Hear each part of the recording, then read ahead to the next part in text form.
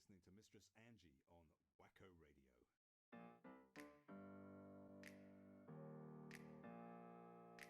Open up the champagne, pop.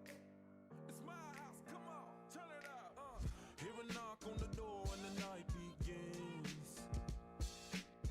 Cause we've done this before, so you come on in. Make yourself at my home, tell me where you've been. Pour yourself something cold, baby, cheers to this. Sometimes you gotta stay in, and you know where I live. Yeah, you know what we is. Sometimes you gotta stay in. Welcome to my house, baby, take control now. We can't even slow down. We don't have to go a while. Welcome to my house, play the music too loud. Show me what you do now. We don't have to go a while. Welcome to my house. Welcome to my house. Morning comes and you know that you wanna stay.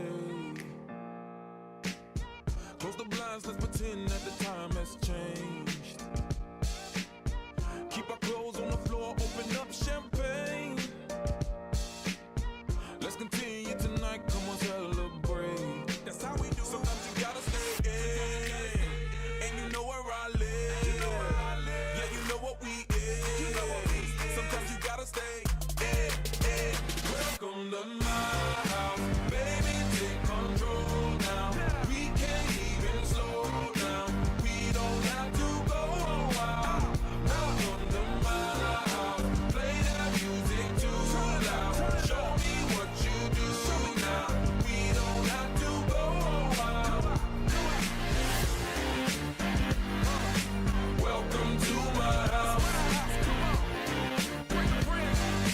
Welcome to my house. Duck off the crib, the spot, the pad. But my house is your house if you throwing it back. Excuse me if my home draining is sad. Soon as these happy faces land, you can run with the cash. Home run, slam dunk, touchdown pass. Mi casa es tu casa, so it ain't no holding back. Another shot of vodka, you know what's in my glass. It's my house, just relax. Welcome to my house, baby, take control now. We can't even slow down. We don't have to go a while. Welcome to my house, play that music too loud. Show me what you do now. We don't have to go a while. Welcome to my house. Welcome to my house. Welcome to my house. It's my house.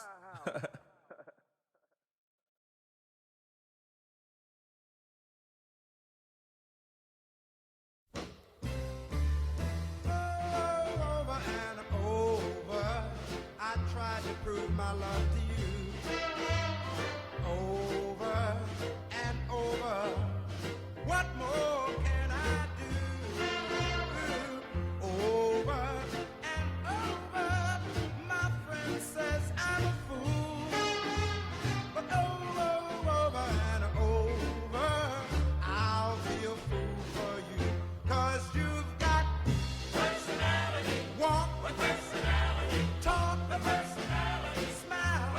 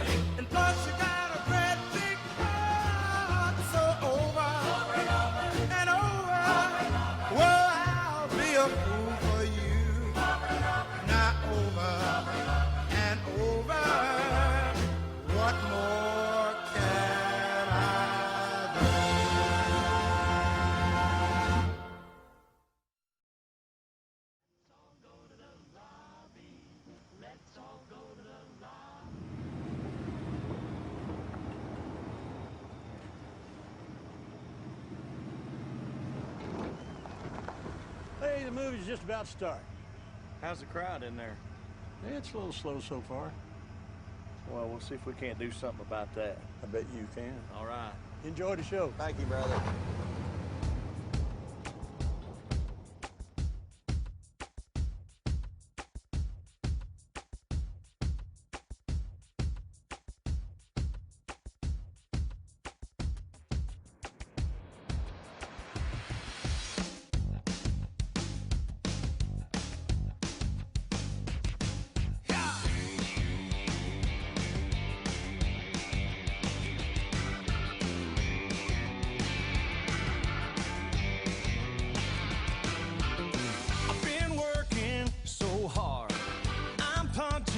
My card, 8 hours for what? Oh, tell me what I got. I get this feeling, times is a holding me down.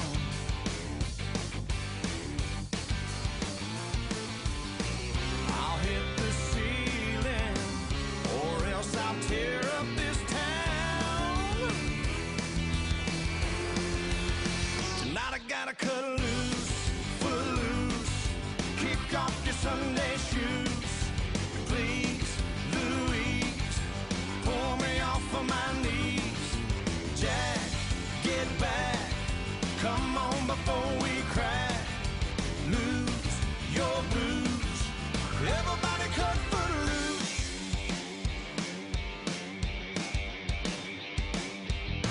You're playing so cool, obeying every rule.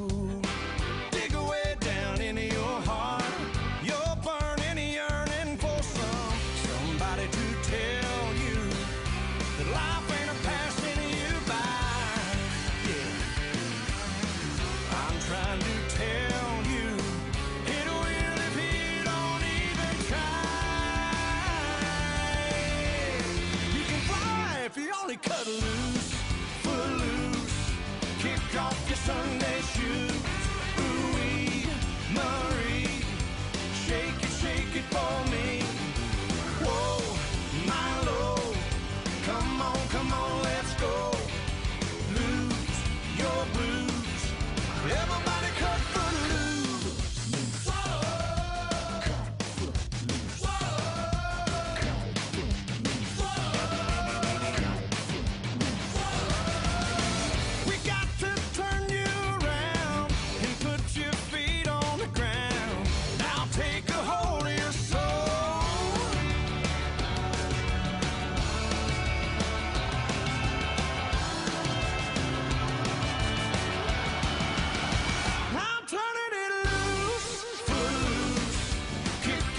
Sunday shoes, please, Louise, pull me off of my knees.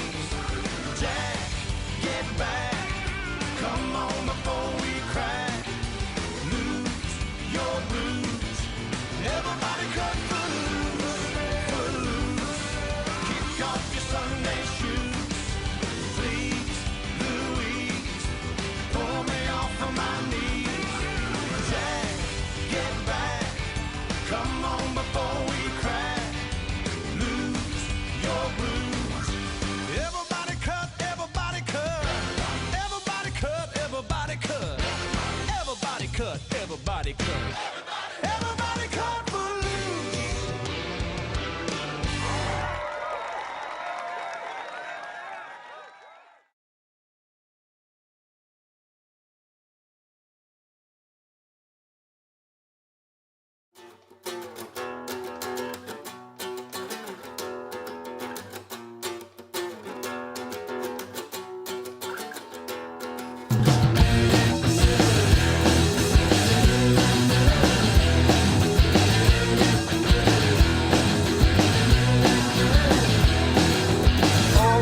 To try and stand apart from a motley crew of looks like we call the crowd. Need inclusion, but distance all the same. We're impossibly complex in ways we can't explain. We are unique, then again so is everybody else. We are unique, yeah, just like everybody else.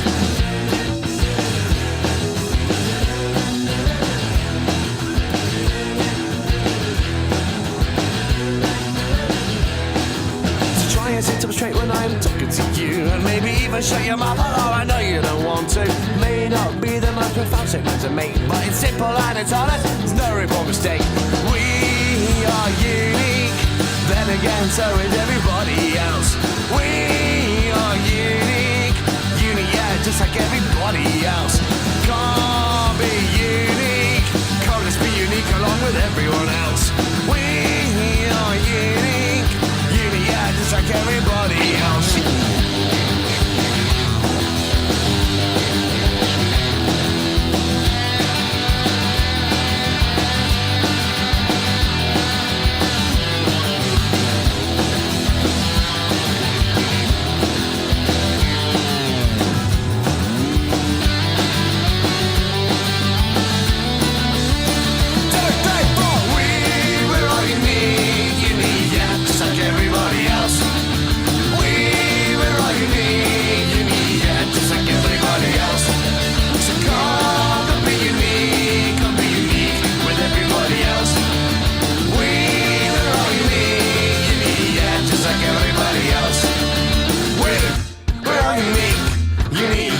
Like everybody else. We're all unique. Unique, yeah, just like everybody else.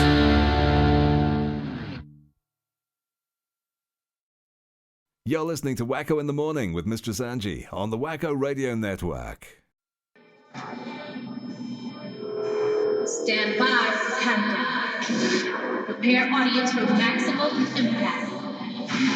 Full immersion begins in 10, 9, 8, 7, 6, 5, 4, 3, 2, 1. Wow, what a great song to come into. That was my special guest for this morning, NishGoyal.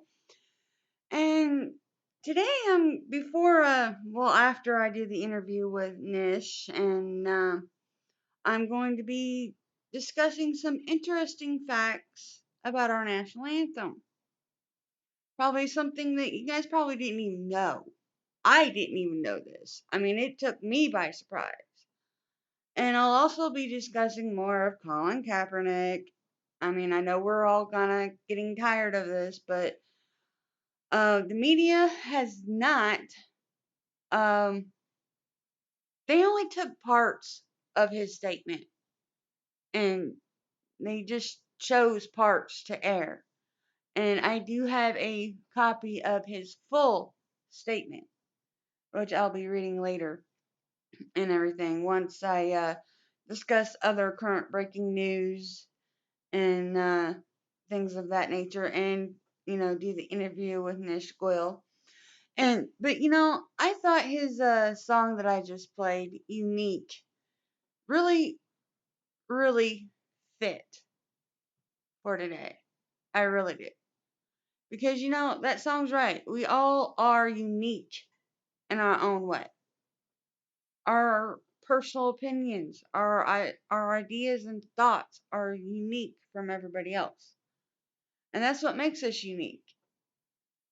So, and please keep that in mind when I do discuss Kaepernick and the national anthem later on, because my opinion may differ from yours, which makes me unique.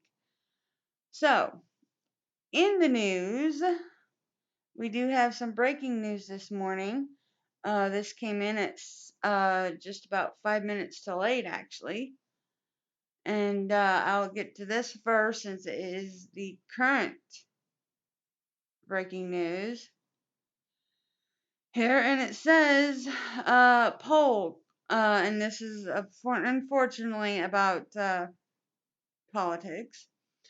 Clinton's unpopularity at a new high. So she's becoming very unpopular now, probably because of the sexting scandal.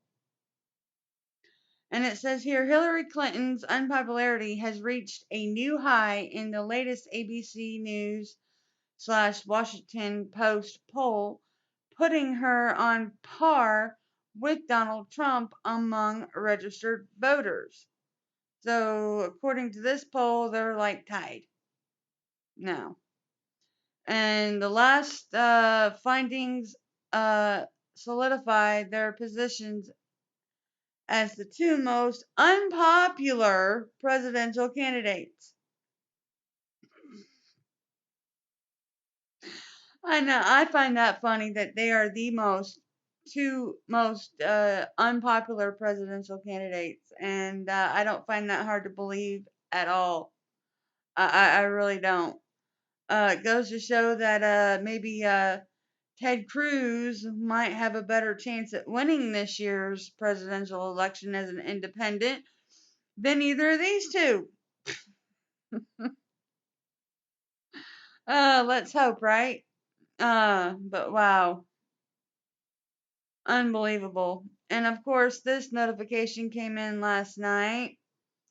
Uh, let's see here. Senator John McCain has basically, I do believe, won his GOP for his state. Rubio, McCain, and Weiserman Schultz win the primaries.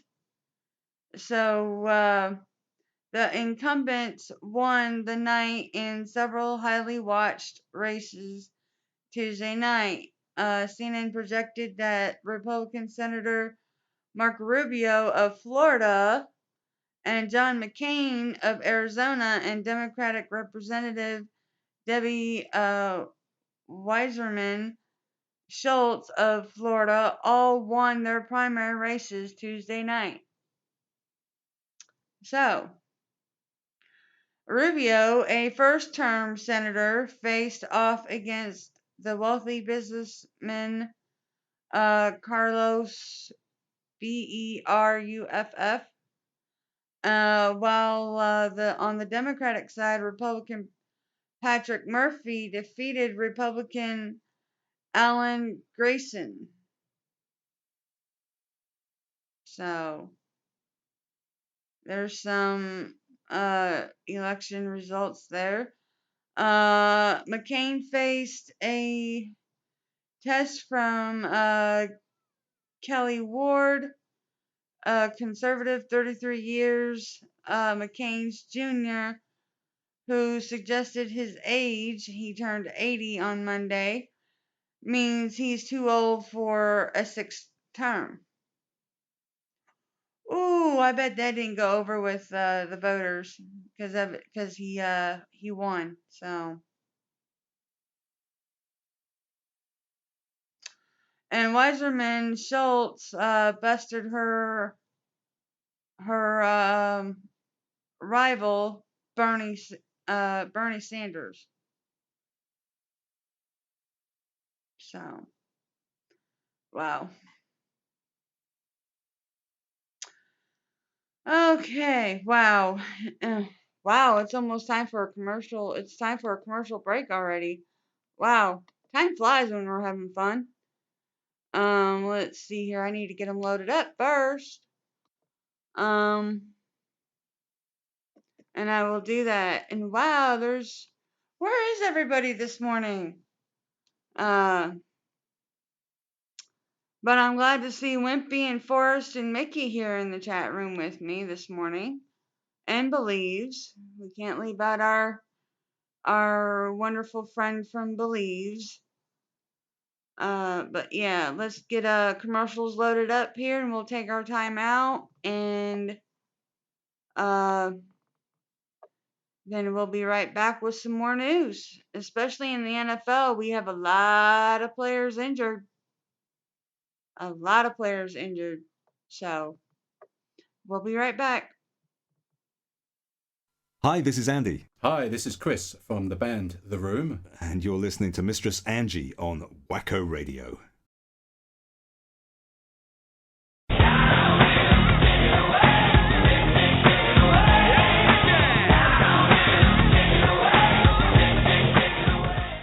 Skis Watch and Clock, 106 West Central Avenue, Winter Haven, Florida, 33880. Located downtown across from the main post office. When you're short on time, he's right on time. For all of your watch, clock, sales, and service needs, call Skis 863-294-5630. Sales, service, free estimates, and reasonable rates. That's 863-294-5630 for Skis Watch and Clock.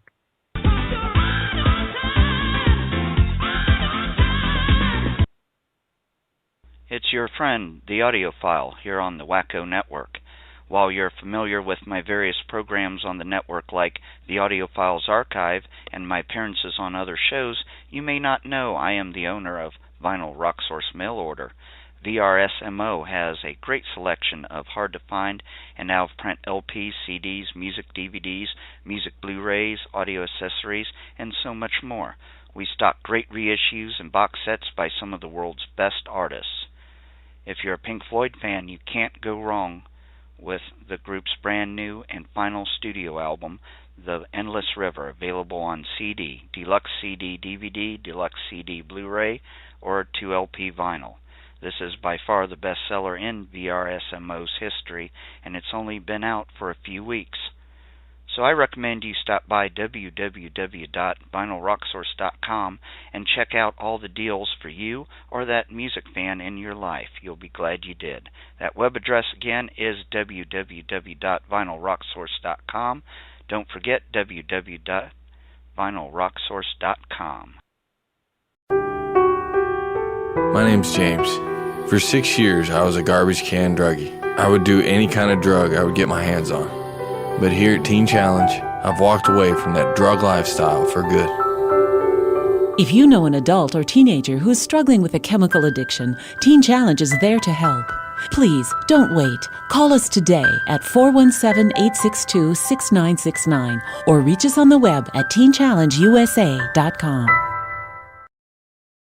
One of the most important things is knowing that you made a difference, and if we can all do that, nothing else should matter, shouldn't it? Giving blood is just something you never think about, and that's really what it is. There are too many I should haves, or maybe next times. Whatever happened to just doing it because you can. We talk about how the percentage of people who give blood is down all the time, and we put the blame on this or that. What it comes down to is it's the fault of all of us, and really it's nothing else. Hey everyone, I'm Jonathan Clark. I'm here today to talk to you on the behalf of Wacko Bob and everyone in affiliation with the Wacko Network over at blogtalkradio.com on the importance of giving blood. It's no secret that the percentage of people who give blood is down from years prior, and we can make a difference. We can help get that, say, 50% up to 51 or 52%. All we have to do is come together as one. That's why you should go to redcross.org now for info on this process, or call 1-800-GIVE-BLOOD today for info on how to get started. The process is really simple. All it takes is a few minutes to register with an application, filling out a few questions to see if you qualify, and register to become a blood donor. I myself know the importance of giving blood and how necessary it is and how critical it is that we all give blood to help that percentage get up from years prior. But I may not do it all the time. I do understand how important it really is. Who knows? You could be the one who makes a difference. Visit redcross.org today or call 1-800-GIVE-BLOOD now. There are operators waiting to give you info on this very urgent process. Help make a difference today and change someone's life by going to redcross.org or by calling 1-800-GIVE-BLOOD now. Proudly supported by Wacko Bob and everyone in affiliation with the Wacko Network over at blogtalkradio.com.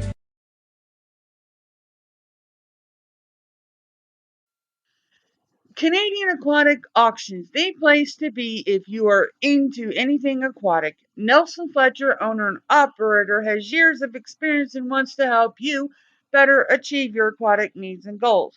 So, if you are an aquatic hobbyist or enthusiast, please visit Canadian Aquatic Auctions today. Their public auctions provide a venue to remarket all aquatic-related products, services, and equipment. If you are just starting out in the hobby, well, the site has a chat room where you can converse with other aquatic hobbyists like yourself. Canadian Aquatic Auctions is the eBay of everything aquatic. So visit Nelson at his site at www.aquariumauctions.ca and go check out his Facebook page as well at www.facebook.com/Canadian Aquatic Sales. Together, we can build lasting relationships that are based on listening and servicing your needs in a professional environment. You're listening to Wacko in the Morning with Mistress Angie on the Wacko Radio Network. Stand by for countdown. Prepare audience for maximum impact. Full immersion begins in 10, 9, 8, 7, 6, 5, 4, 3, 2, 1. And I am back. And speaking of breaking NFL news that broke yesterday, the Minnesota Vikings, if there are any Minnesota Viking fans out there, the Minnesota Vikings quarterback Teddy Bridgewater has suffered a dislocated knee and a torn ACL during practice yesterday. So, and it says here, after undergoing an MRI, it was determined that Teddy suffered a complete tear to his ACL and other structural damage, said the statement. Fortunately, there appears to be no nerve or arterial artery damage. Surgical repair will be scheduled within the next few days. So their primary quarterback is going to be out for a little bit, and it was a no contact injury. He went to go snap the ball back, and he stepped back, and he went down. He went down, and he went down hard. So, so it was not a contact injury.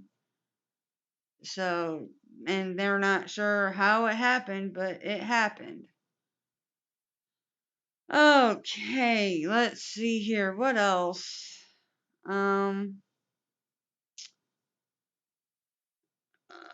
Let's see here. Gotta scroll up and find everything that I had yesterday.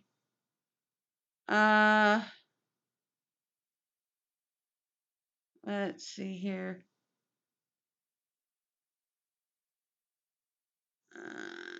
That's all about Kaepernick. I don't want to get into that right now. I really don't. Not right now.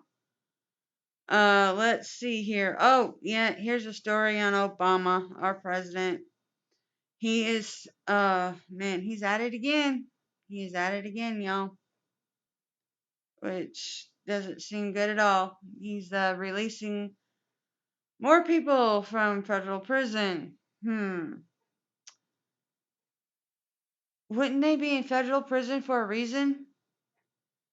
Okay, it says here, Washington with 111 more communications. Obama has nearly doubled his total in 1 month. Washington, President Obama commuted the sentences of 111 more federal inmates yesterday. So basically, he wiped the slate clean for 111 more federal inmates, capping a month in which he nearly doubled the number of communications granted during his presidency. The breakneck pace of the presidential clemency comes as the Obama White House attempts to get through the backlog of 11,477 cases that were pending as of August 11th. Wow. In addition to the 325 granted this month, Obama also quickly denied 2,227 cases on August 8th. Okay, so he's denied more than he's granted. Okay, I guess that ain't too bad. Yeah, he's done that. So, oh, goodness. Let's see here. And this may be some good news here for us and for countries around the world. The ISIS leader, the ISIS leader has been reportedly killed in Syria. And good morning, Listen Cool. Good morning, Rouser. Yes, I got this breaking news last night. Reportedly in Syria, the ISIS leader has been killed. Bringing that up for you now. And I found out through some of these news stories that broke on this that back in 2015, there was a $5 million reward out for information for him. Somebody has collected on that one. ISIS leader killed in Aleppo, group says. Mohammed al-Adnani, the official spokesman and leader of ISIS and one of its most senior members, has died in Syria, the terrorist group said in a rare public statement. His death marks the highest profile killing yet of an ISIS member. So their leader has been killed.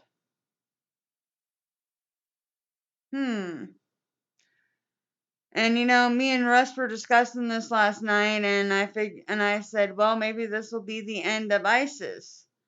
And he goes, probably not, because probably someone else will step up and take his spot.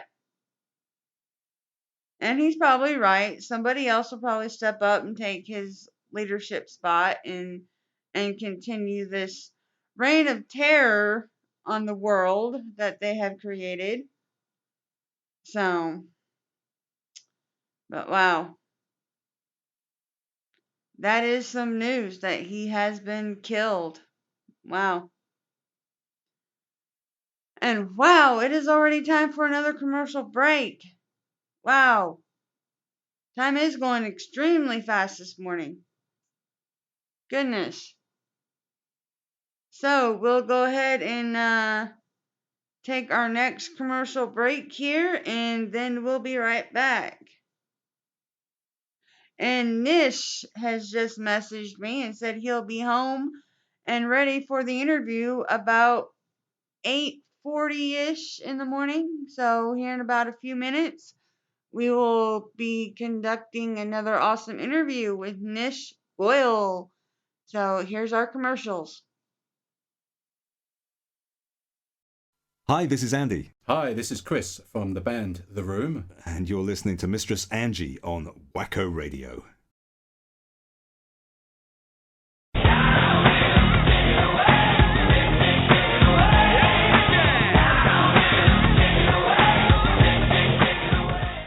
Skis Watch and Clock, 106 West Central Avenue, Winter Haven, Florida, 33880. Located downtown across from the main post office. When you're short on time, he's right on time.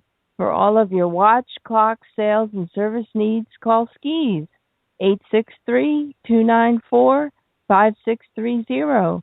Sales, service, free estimates, and reasonable rates. That's 863-294-5630 for Skis Watch and Clock.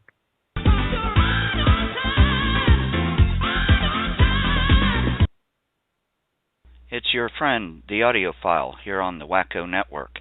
While you're familiar with my various programs on the network like the Audiophiles Archive and my appearances on other shows, you may not know I am the owner of Vinyl Rock Source Mail Order. VRSMO has a great selection of hard-to-find and out-of-print LPs, CDs, music DVDs, music Blu-rays, audio accessories, and so much more. We stock great reissues and box sets by some of the world's best artists. If you're a Pink Floyd fan, you can't go wrong with the group's brand new and final studio album, The Endless River, available on CD, Deluxe CD DVD, Deluxe CD Blu-ray, or 2LP vinyl. This is by far the best seller in VRSMO's history, and it's only been out for a few weeks. So I recommend you stop by www.vinylrocksource.com and check out all the deals for you or that music fan in your life. You'll be glad you did. That web address again is www.vinylrocksource.com. Don't forget www.vinylrocksource.com. My name's James.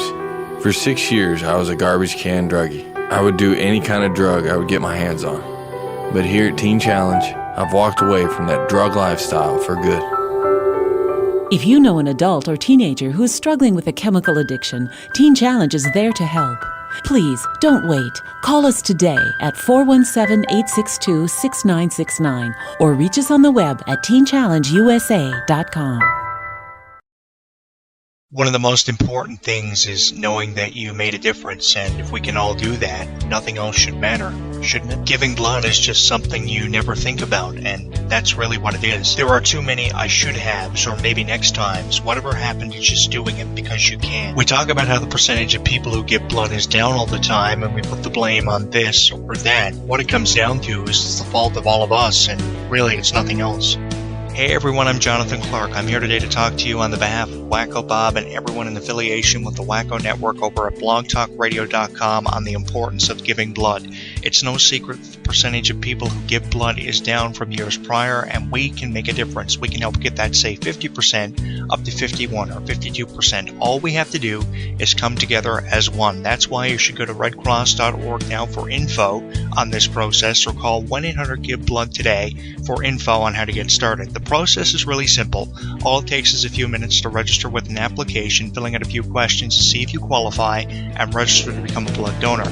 I myself know the importance of giving blood and how necessary it is and how critical it is that we all give blood to help that percentage get up from years prior. But I may not do it all the time. I do understand how important it really is. Who knows? You could be the one who makes a difference. Visit redcross.org today or call 1-800-GIVE-BLOOD now. There are operators waiting to give you info on this very urgent process.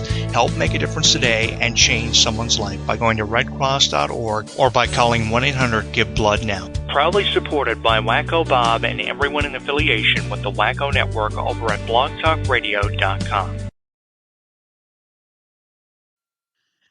Canadian Aquatic Auctions, the place to be if you are into anything aquatic. Nelson Fletcher, owner and operator, has years of experience and wants to help you better achieve your aquatic needs and goals. The latest so, on if Tropical you Depression are an 9 aquatic hobbyist and is that it enthusiast, could possibly please turn visit into a a Canadian tropical Aquatic Auctions today. storm Their public by auctions tonight provide a or venue to tomorrow morning. remarket all That is aquatic-related why products, services, the and game equipment. that is supposed to If be you are held just down there starting in out Florida in has the been hobby, moved well, the site to has tonight. a chat room where you can converse with other aquatic And hobbyists like I'll get that yourself. here for you here Canadian in just a little Aquatic bit when Auctions this is thing the restarts. eBay of everything aquatic. But So visit also Nelson about at Tropical his site Depression at 9 is that it can create some very aquariumauctions.ca bad and storm go check out surges. his And when Facebook I page looked as at the well video at last night about this, the storm surges are www.facebook.com/Canadian coming Aquatic directly from the north. Sales. Together, we can And build those lasting the relationships biggest that are storm based on surge listening is coming and right servicing your across needs in a Illinois, professional Indiana, environment. and Ohio. So those of us that live in those You're states listening to can Wacko in the definitely Morning with expect Mr. some Zanji severe on the weather Wacko Radio and Network. possible tornadoes as well. Stand I by. mean, that's the only thing that's bad Prepare about audience with maximum having a storm impact. surge like this. Full immersion begins in 10, And of course, the 9, closer that 8, Tropical Depression 7, 8 gets, 6, that means 5, 4, its storm 3, surges can 2, come across 1. the opposite direction, come across like Maine, Rhode Island, places like that. And it's very, very scary out there. And also, the latest on tropical, the hurricanes Madeline and Lester here is very scary because Lester is really gaining on Madeline right now, and um, they're wondering if a Category 6 hurricane could even be possible, and it could be possible if these two merge, which would be a very, very catastrophic tornado. I mean hurricane, and it is extremely uh scary actually. And let me see if I can get this to play here, and we can get the latest on this. Landfall Wednesday evening. And let me see if I can restart this here and get this turned up. A hurricane warning now in effect for the Big Island of Hawaii, and you can see those waves starting to pick up. This is only going to get worse over the next 24 hours. This is not something we typically see. Not only are we talking about one hurricane threatening the Big Island and parts of Hawaii, but two. So there they are, Hurricane Madeline and Hurricane Lester. Let's start with Madeline. That will be the first in line, expected to make landfall by this evening. Right now, winds are 90 miles per hour. It is weakening, which is certainly good news. But the official track is still taking it way too close for comfort over the Big Island and showing landfall Wednesday evening, winds 80 miles per hour. So this could still be a direct hit to the Big Island. Now, Hurricane Lester, that is still a strong Category 4. It is expected to weaken. The official track takes it north of the islands, but this is still something to watch. Either way, we are looking at pretty significant effects, especially in terms of rain. We could see upwards of 18 inches of rain on the southern part of the Big Island, not to mention a very high storm surge and waves. So yeah, very, very scary there. Let me bring you another one here. It's very scary that there could possibly be such a thing as a Category 6 tornado, or I mean hurricane, if those two merge. So very, very scary. And here it is.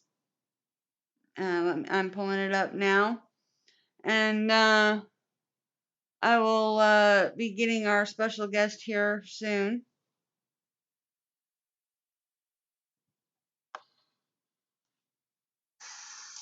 Advisories are piling up along the coast of Florida. There's a look at Naples, Florida, where conditions are expected to worsen over the next 24 hours as TD9 bears in on Florida. Still not a named storm, but we do have a hurricane watch now in effect for parts of the coast. Brand new is our tropical storm warning and a tropical storm watch for further inland. So this is basically affecting Panama City all the way down just north of Tampa. That's where we're going to keep our eyes on, as we are expecting this storm to make landfall sometime tomorrow afternoon, evening, right around the Big Bend. There it is, sitting out through the central part of the Gulf. Now, it is expected to pick up some steam. So wind should be right around 60, 65 miles per hour around landfall. As it moves further in, it will push back out into the Atlantic. Rain is going to be a big problem with this system, and we will see some of the heaviest rain right around the Big Bend. Okay, moving with this story here. It says a recent Tropical depression number 9 is bearing down on Florida, and it says a recent blog post by Dr. Jeff Masters got the entire weather community thinking, could there be a Category 6 hurricane? Let's see here. The hurricane wind scale currently runs from Category 1 through Category 5. And Category 5 is classified as 157 plus mile an hour winds. But how far above 157 miles per hour could the winds go while still being considered a Category 5 wind speeds? Last year, Hurricane Patricia reached maximum sustained winds of 215 miles per hour in the eastern Pacific Ocean. It was the most intense tropical cyclone ever recorded in Western Hemisphere. So she could actually have been classified as a category 6. Wow. And we might see that again. We actually might see that again, which is, very, very extremely scary here.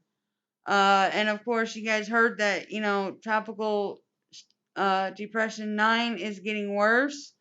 That is exactly why the game that is supposed to be held in Florida tomorrow has been moved up to tonight. And let me check to see which game that was. I forget.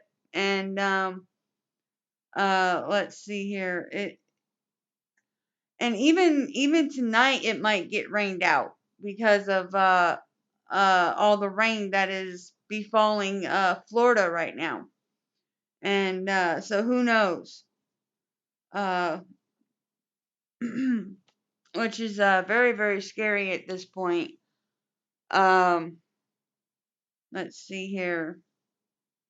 Yes, the Redskins against the Tampa Bay Bucks has been moved up to tonight at 8 p.m.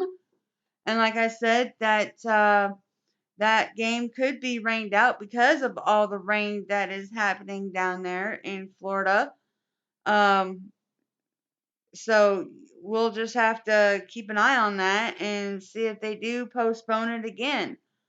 Because like I said, they are getting dumped on down there in Florida, which means, I might have to fill in for Bob at some point this week, considering that Tropical Depression 9 is getting very, very close.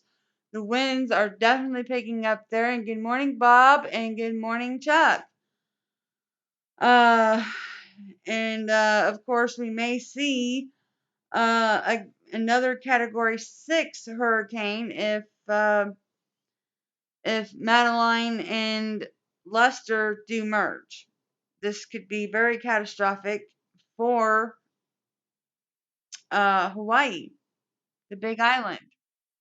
So, which is very, very scary. So, let's see here. And my special guest is online now. So, let's see if he is ready to come on. And we'll get him on. And this is NishGoyal. And we'll get him on here as soon as he gives me the heads up here. But yeah, so definitely all you people that live in Florida and Hawaii and North Carolina, especially with Tropical Depression 8 going to hit the shores of North Carolina. And then, of course, it's heading right straight for Florida. Even though it may weaken before it hits Florida, it could still be very strong. So, and our special guest is ready. So I will be bringing him on right now.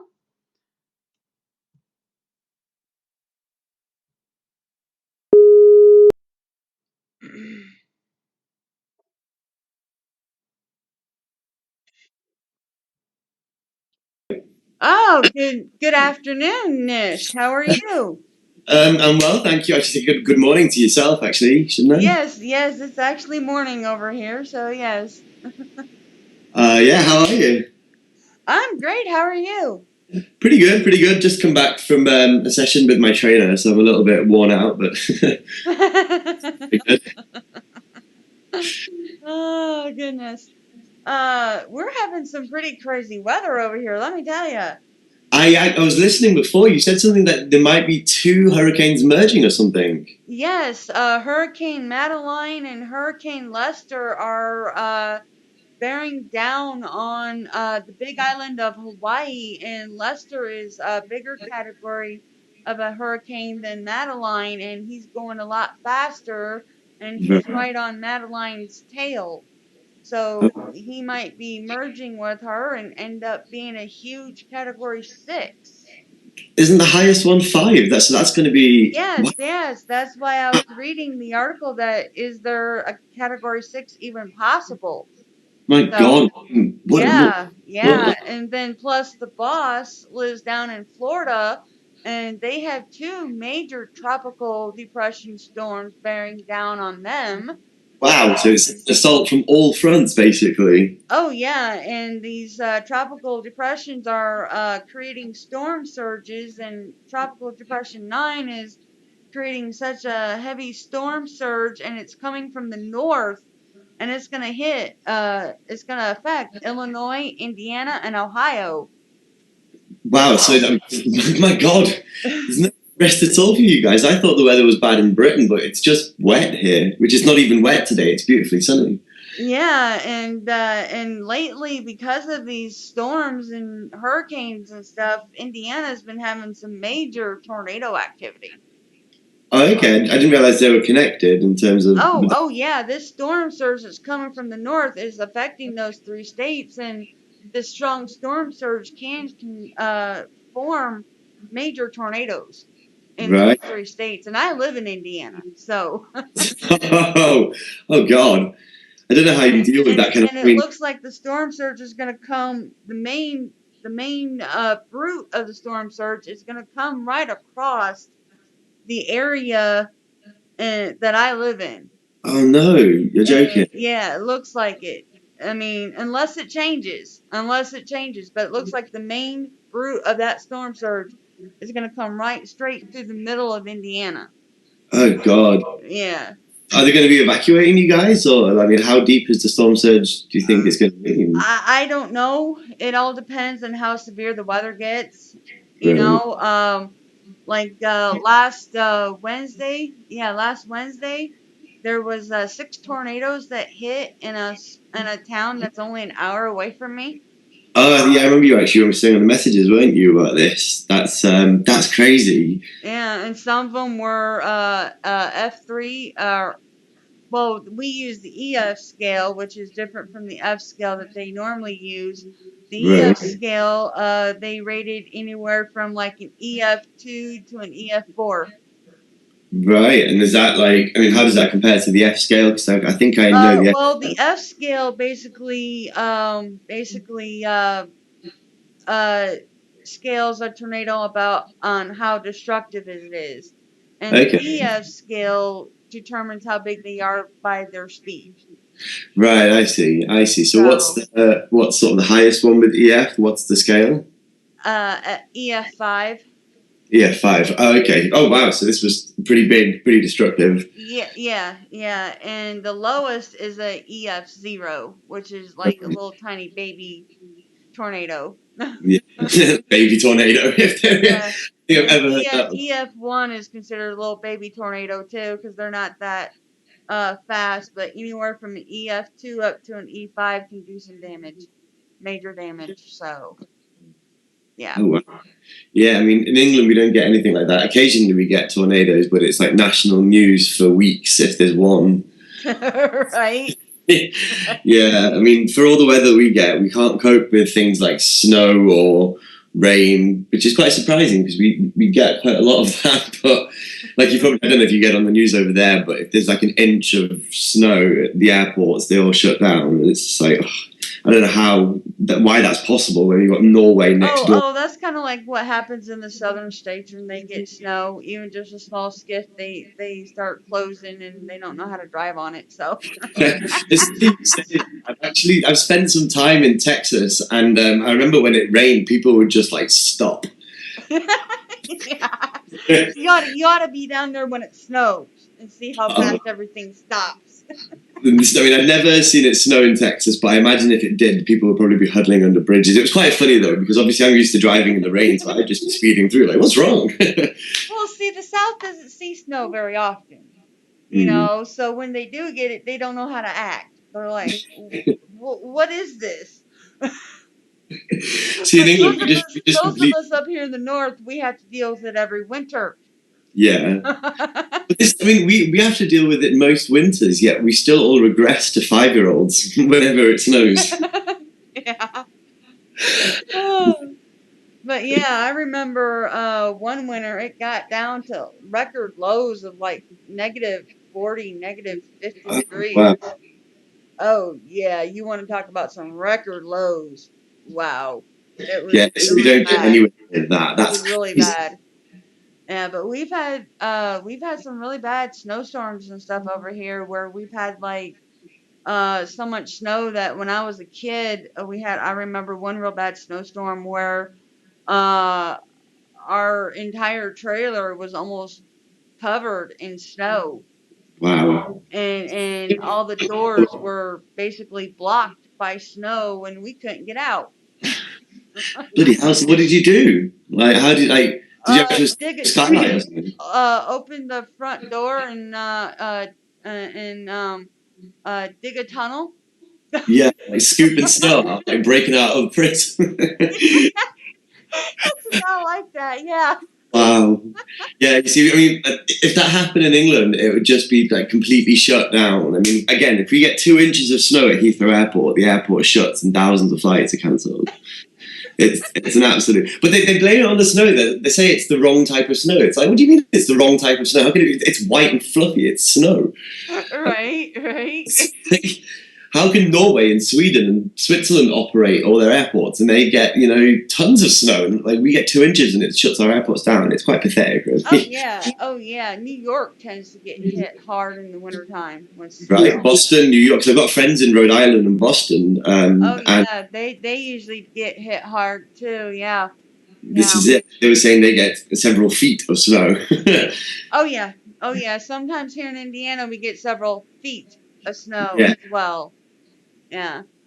See, I'd love several feet of snow. Inch or two, it's just really rubbish, and it feels like, especially when all the airports have been shut, it's like for 2 inches of snow, really. But then when it's several feet, you're like, all right, whatever. Let's just kick back, call it a snow day. Okay, so getting to you now. How long have you been a solo singer and songwriter? Well, I guess, officially it would be sort of 4 or 5 years, but honestly, I didn't have a clue what I was doing for the first few years. My background is like law and finance, so I that was pretty much where all my contacts were, all my friends were.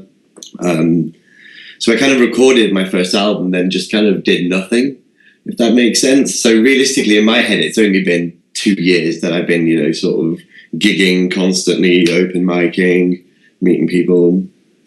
And this is pretty interesting. I see I'm skipping around here on the questions here, because 2 of them here kind of go together. I see in your bio that you graduated law school and worked as a legal advisor and as a stockbroker. So how did you become inspired to be a singer-songwriter, and how does a lawyer stockbroker turn into a singer-songwriter? I think it was a gradual thing. I think the thing with money, we're always told that money will make you happy and earning money will make you happy. But then when you actually do earn lots of money and you're not happy, it kind of makes you question why you're not happy, as opposed to, just trying to earn money. And I think the answer for me was that I'm doing something I hate, if that makes sense. I'm not enjoying this. And then, of course, the obvious question is, what do I enjoy? And ever since I was a kid, I've always loved music, playing piano, playing guitar, picking up any instrument, trying to learn how to play it. My friends and family thought I was completely mad. I guess that I must have been a bit mad, but in my mind, there was just no way I could have continued doing something that I hated for the rest of my life. I read an article on my show recently that if people are actually unhappy in their jobs, doing what they do in their early 20s and stuff, it can cause significant mental and physical health problems in their 40s. I can believe it. As you're saying that, I was picturing my old boss in the city who was in his 40s and he just looked haggard. You know, he'd wasted his life and he knew it. So I think that's a very, very good point you make. And obviously I took an incredibly huge pay cut, but I wake up every morning now actually sort of happy, and I just wake up and jump out of bed and I'm like, right, what are we going to do today? And it's, you know, my entire life's changed for the better. You know, I was on antidepressants. I did have some mental health issues, and I mean, not ever since. It's taken a long time to get to this point where, you know, my music is selling and whatnot. But now that it's coming to that point, I can't believe I would have ever done anything differently. And this morning when I started my show, and I thank you for letting me get some of your songs off YouTube. No. I played your song "Unique." Yeah. That's because I think it's actually very fitting for what's going on over here in the United States with Colin Kaepernick's protest and and everything like that. I mean, it just fits because you're right. We're all unique. We're all different, and that's what makes us unique from each other. Exactly. I mean, ultimately, there's only so many personality traits in the world. What makes us truly unique is exactly what you just said. Yeah. Yeah. Our thoughts, our ideas, our difference in opinions all makes us unique, and we need to be proud of that. Absolutely. It needs to be celebrated. And that's why the song itself it makes no apologies in terms of the chords that I use, the drum beat, the way the song is constructed. It's very in your face, no apology about that. Right. And you shouldn't apologize for being unique. That's Absolutely. you. That's Absolutely. You. And that's the way you were born. That's, the way you are. And, you shouldn't be ashamed of it. Absolutely. It's the person you become. I always say that I am today the person that I am since the experiences I had yesterday. So, I mean, every day you become more of a different person, or you become more of a defined thing that, is either something you like or something you don't like if you're in a job that you hate or something. Exactly. Exactly. So, this comes to my next question. You being a lawyer and a stockbroker, not happy in your job, is that what inspired you to become a singer-songwriter? That was one of the big things. I mean, I should just clarify. I worked as a legal advisor first, and then I got headhunted to a job in Germany as a stockbroker. So I moved there, and that was the one that I truly hated. That was just awful job.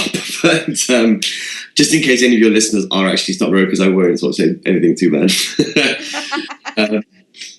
But my father passing away was actually the big catalyst, because he'd worked as a suit, as I kind of refer, that person. He'd worked as a suit all of his life, and then he died 1 year into retirement of cancer, and he was unequivocally very bitter about that he'd never got to enjoy his time. He just worked. And I know that was something that really struck me at the time. And then obviously once I'd kind of reached that point where I was just like, nope, still not happy despite the fact I'm earning a really respectable income. There's obviously something else wrong. And, you really, I mean, especially after you lost someone like your father, it really does. It's like a jolt to your system. You start thinking differently about things. Oh, definitely. Especially if you lose a loved one to cancer. I mean, that's just awful. Well, it's just a sense of, number one, it makes you suddenly very, very aware that your other parent is getting older and that you should, spend more time with them. Mm-hmm. I mean, I'm quite a family person in that respect. I don't know if that's just an Indian thing. And I know from friends that I've got in the States, in the South, that certainly, you guys hold a lot of store with values to, family values as well. So I've definitely become closer to my mum. Ironically, she didn't obviously want me to be a musician, but when I signed my first deal, which was with Coffee Jingle Records, she was so happy. And now she's like, she won't, like, I like to do stupid things like run with the bulls of Pamplona, but she won't let me do that now in case I fall and hurt my hands. Right. Which is like so sweet, but but yeah, I mean, it's yeah. Sorry, I'll stop talking now. I'm just rambling. Well, was that what inspired your song "In Our Parents' Eyes"? That in some respects, yeah. it's that. I mean, I actually wrote that as a cultural thing, but as obviously I gig a lot around the country and around Europe, and I have gigged in the States. You meet people, and everyone I've played that song to says, you know what, my parents are the same, and it doesn't matter which color or creed they were. They all said anyone who, you know, you've got parents that care for them or, you know, loves them, they genuinely will say that to me, that, oh my God, it's so true that your parents want to control your life. They want you to be independent, and it's a juxtaposition that they want you to be independent, but they want to control your life, and it's just because they love you. Right, very true.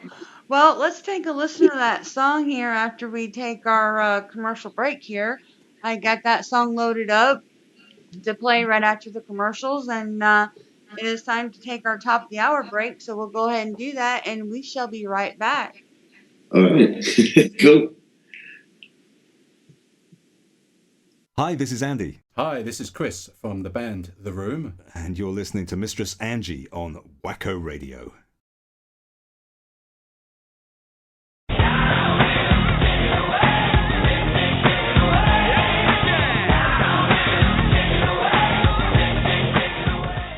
Skis Watch and Clock, 106 West Central Avenue, Winter Haven, Florida, 33880.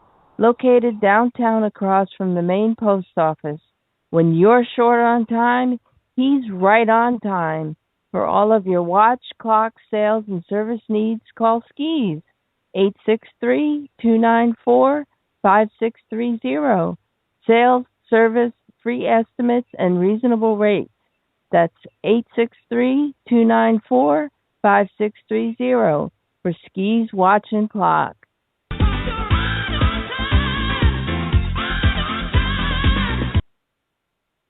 It's your friend, the audiophile, here on the Wacko Network. While you're familiar with my various programs on the network like the Audiophiles Archive and my appearances on other shows, you may not know I am the owner of Vinyl Rock Source Mail Order.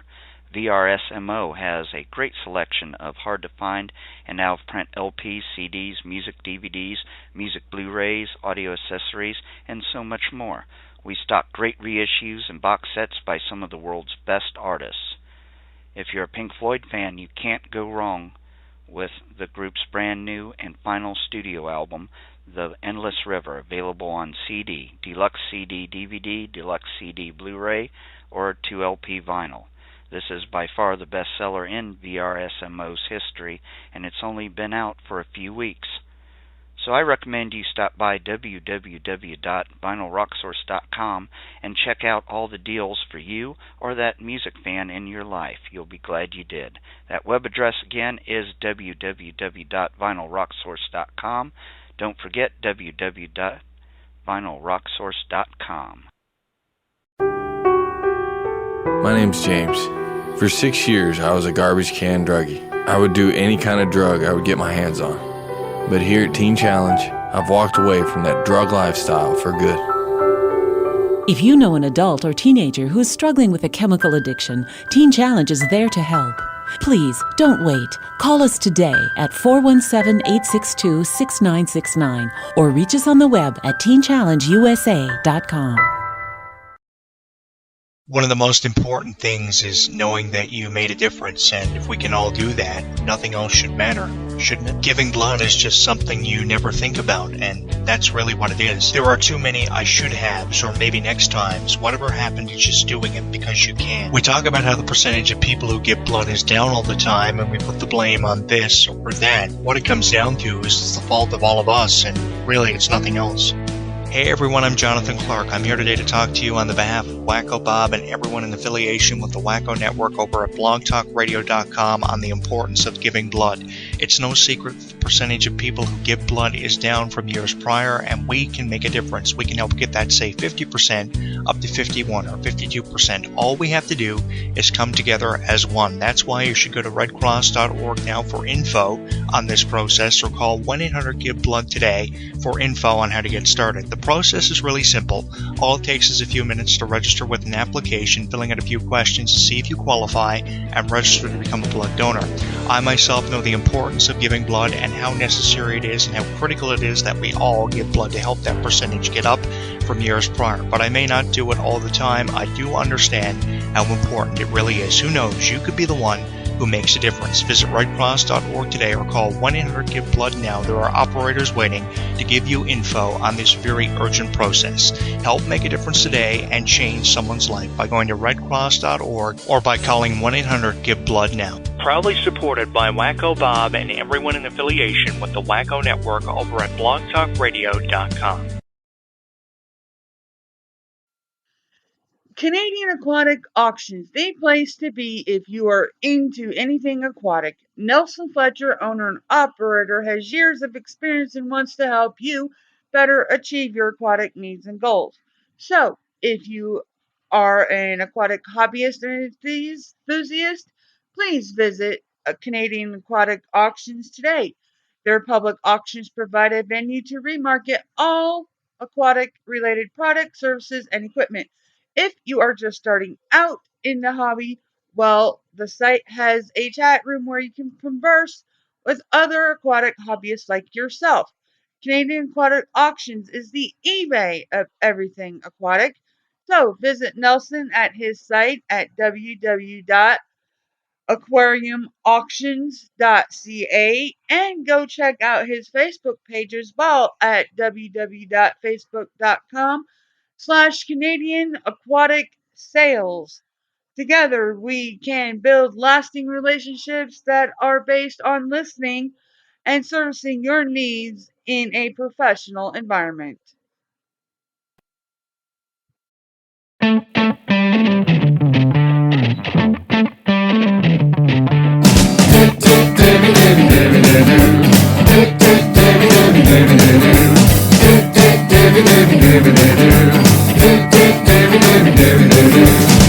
I ask a little favor from thee? Please, please stop trying to control me. I am not your little baby these days. Yeah, you're insisting on playing that way.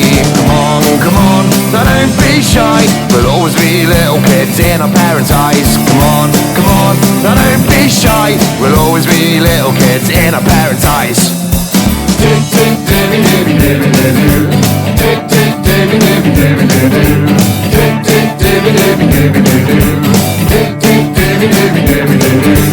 I love you, I know that you adore me. So trust me, saying this isn't easy. You need to at least try, let me breathe. Cause right now I'm feeling the squeeze. Come on, don't be shy. We'll always be little kids in our parents' eyes. Come on, don't be shy. We'll always be little kids in our parents' eyes. So when I tell you you'll go away, dear mom and dad, I don't mean straight.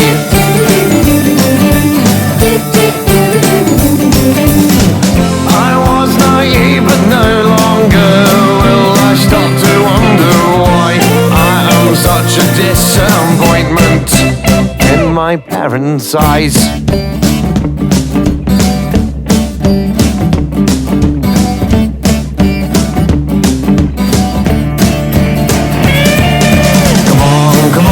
Don't be shy, we'll always be little kids in our parents' eyes. Come on, don't be shy, we'll always be little kids in our parents' eyes. Come on, don't be shy, we'll always be little kids in our parents' eyes. Come on, don't be shy, we'll always be little kids in our parents' eyes. You're listening to Wacko in the Morning with Mistress Angie on the Wacko Radio Network. Stand by for countdown. Prepare audience for maximum impact. Full immersion begins in 10, 9, 8, 7, 6, 5, 4, 3, 2, 1. And we are back with NishGoyal. Hey, how's it going? Oh, it's going. Okay, so, yes, I was reading in your bio that your first instrument was a piano. That's the one, yeah. Forever my favourite instrument. It's just something so graceful about a piano. Have you ever performed on stage with a piano or written a piano piece?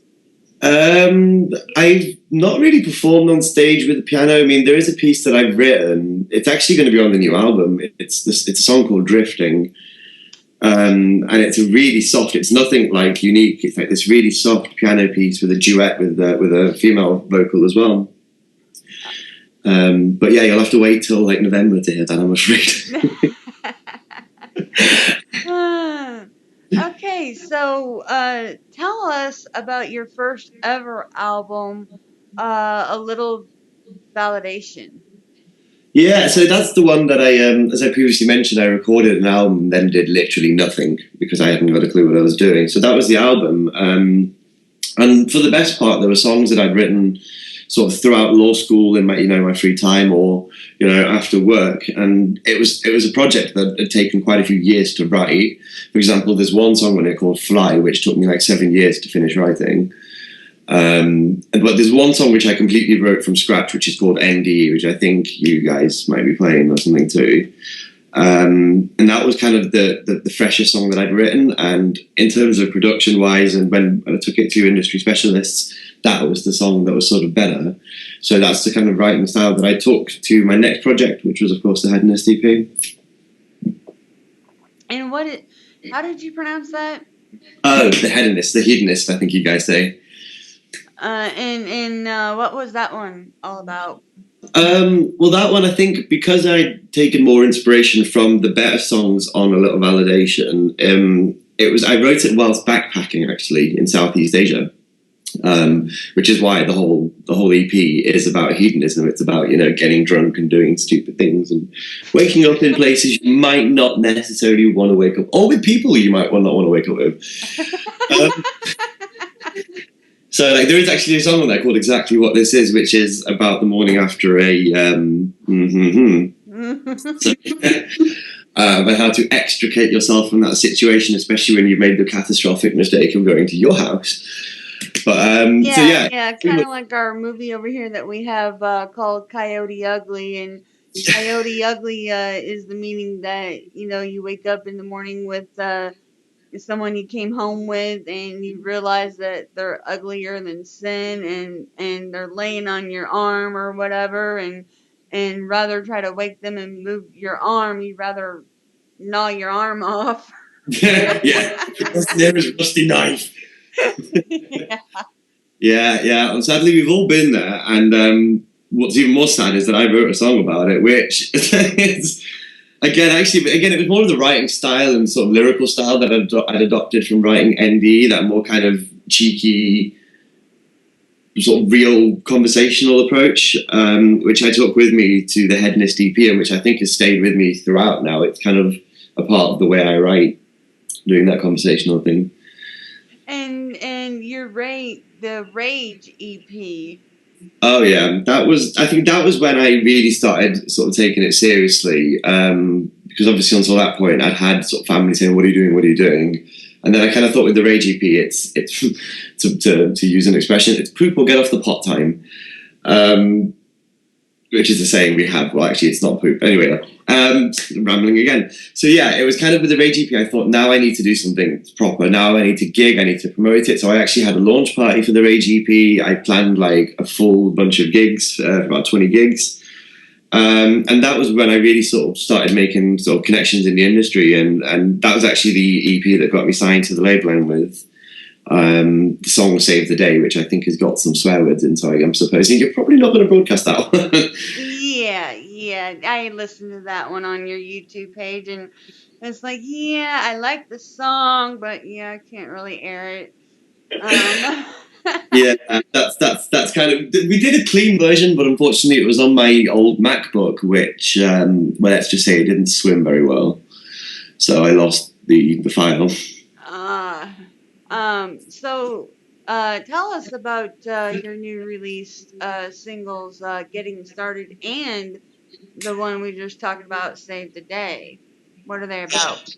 Get Started was very much a song about, it's a song about writing about nothing.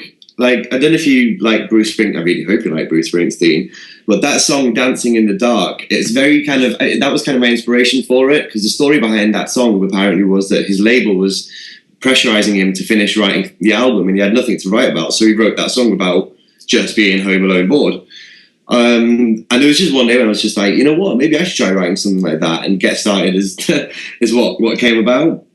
Because for quite a while my routine would literally just involve Netflix, cup of tea, and a cigarette, which is sort of the healthiest routine in the world. So that's what that song was about. And in some respects, it's quite weird because doing that song and releasing it did get me started. Mm-hmm. And then you know, I was listening on your YouTube, some of your songs, and the one that I think I really like is Way Home. What is that one about? That's actually the prelude to that song I was talking about earlier, exactly what this is. I'd originally written them as one song, but then they didn't really fit as one song, so I split them. Way Home is when you know that, imagine yourself at the end of a night out, you've had a great night. Either, obviously you're married, so with your husband, or in, you know, I'm saying single person's case, for someone they've recently met and are getting quite amorous with. And just, the whole song is about stumbling home when you're drunk with that person.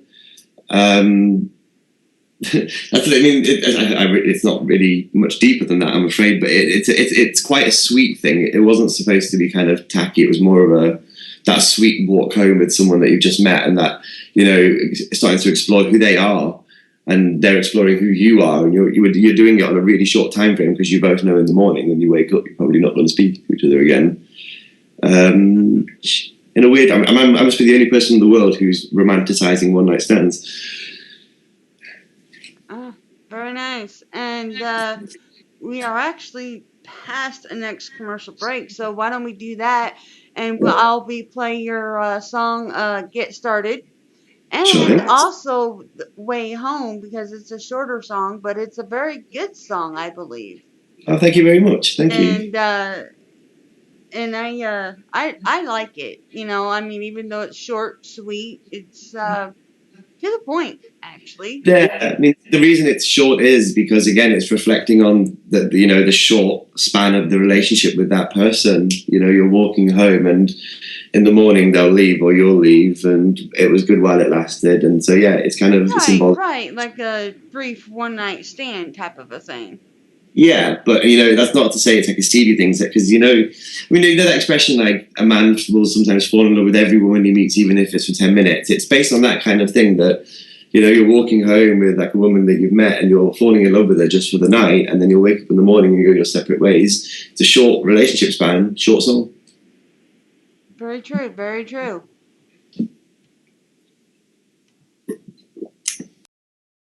Hi, this is Andy. Hi, this is Chris from the band The Room. And you're listening to Mistress Angie on Wacko Radio.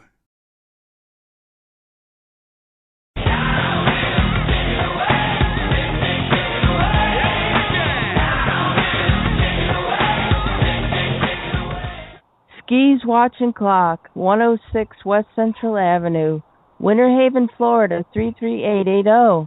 Located downtown across from the main post office. When you're short on time, he's right on time. For all of your watch, clock, sales, and service needs, call Skis. 863-294-5630. Sales, service, free estimates, and reasonable rates. That's 863-294-5630 for Skis Watch and Clock.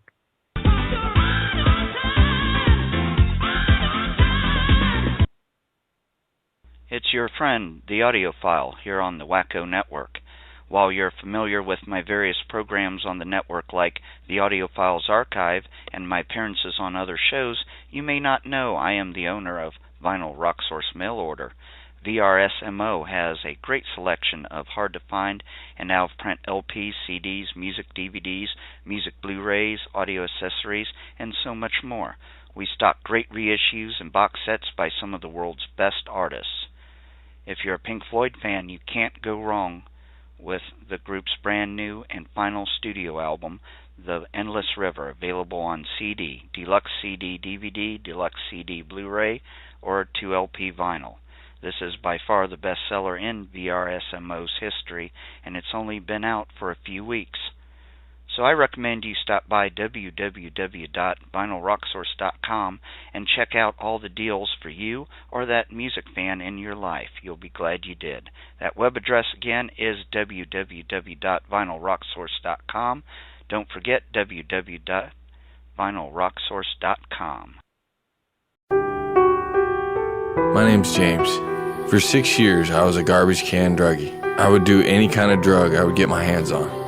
But here at Teen Challenge, I've walked away from that drug lifestyle for good. If you know an adult or teenager who is struggling with a chemical addiction, Teen Challenge is there to help. Please, don't wait. Call us today at 417-862-6969 or reach us on the web at teenchallengeusa.com. One of the most important things is knowing that you made a difference, and if we can all do that, nothing else should matter, shouldn't it? Giving blood is just something you never think about, and that's really what it is. There are too many I should haves, or maybe next times. Whatever happened to just doing it because you can. We talk about how the percentage of people who give blood is down all the time, and we put the blame on this or that. What it comes down to is it's the fault of all of us, and really it's nothing else.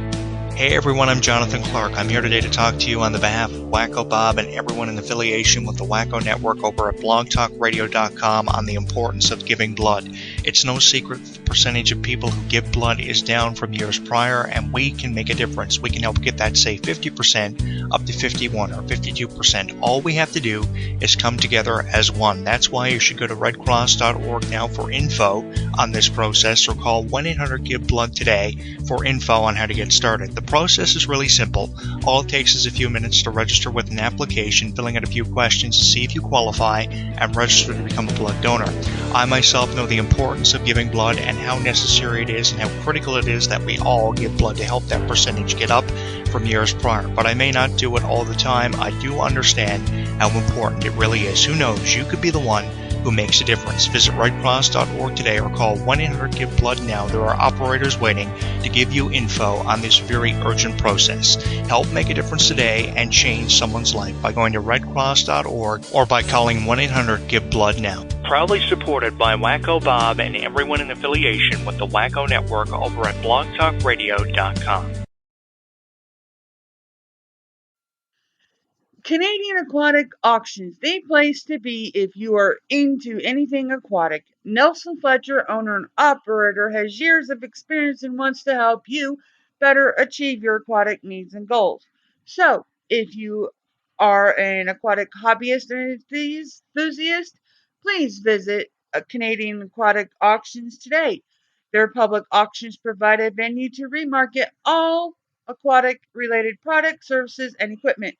If you are just starting out in the hobby, well, the site has a chat room where you can converse with other aquatic hobbyists like yourself. Canadian Aquatic Auctions is the eBay of everything aquatic.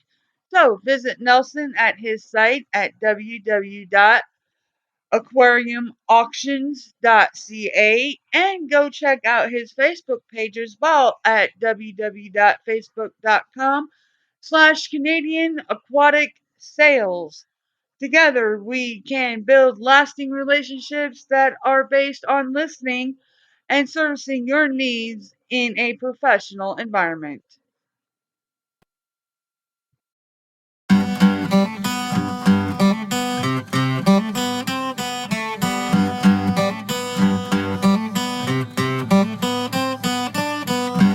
I don't know what to write about these days.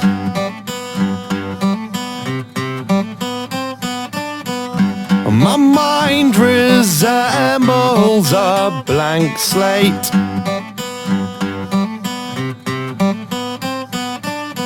The irony is that I had several poignant and valid points, but now they're gone.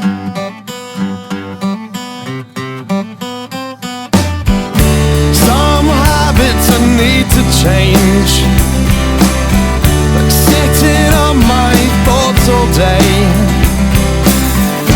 I know that it's possible that I'd be unstoppable if I could get started.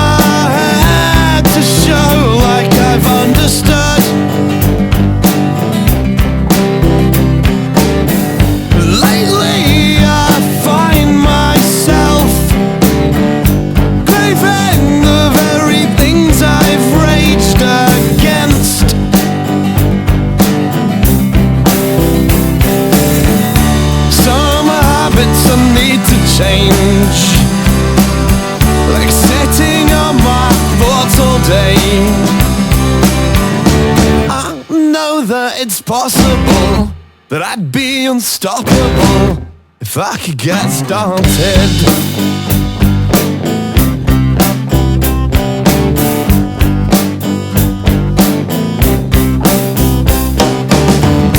Why can't I summon up my creativity?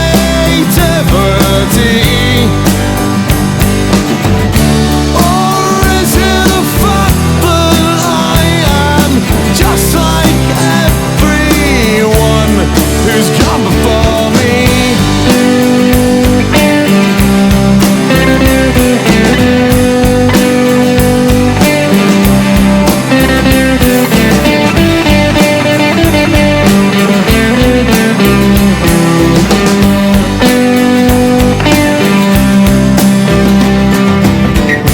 Some habits I need to change, like sitting on my thoughts all day.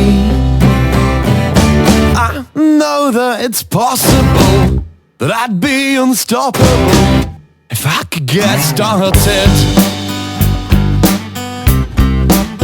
Get started. Get started.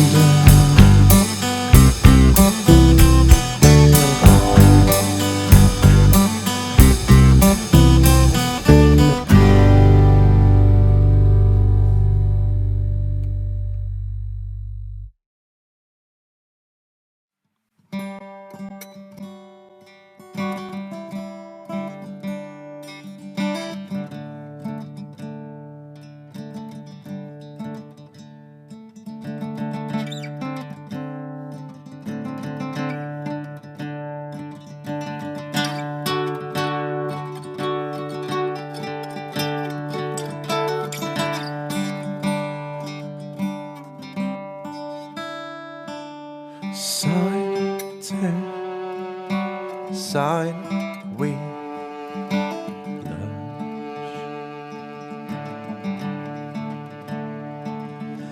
Drunken madness we stumble through lonely night streets, trying to find our way home.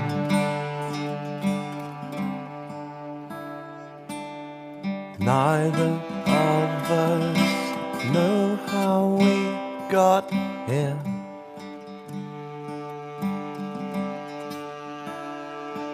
In wine-fueled revelry, our lips start to sing.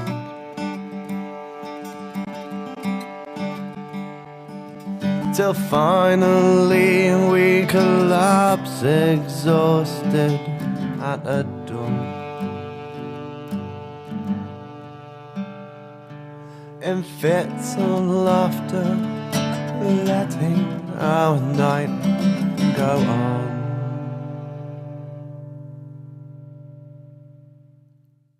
You're listening to Wacko in the Morning with Mistress Angie on the Wacko Radio Network.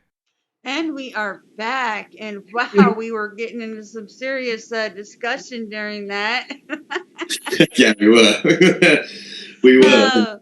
But you did mention that you had been recently signed by a small indie label, Coffee Jingle Records. That's the one. In fact, I think Martin, the owner of the label, might be listening. If he is, then hello, Martin.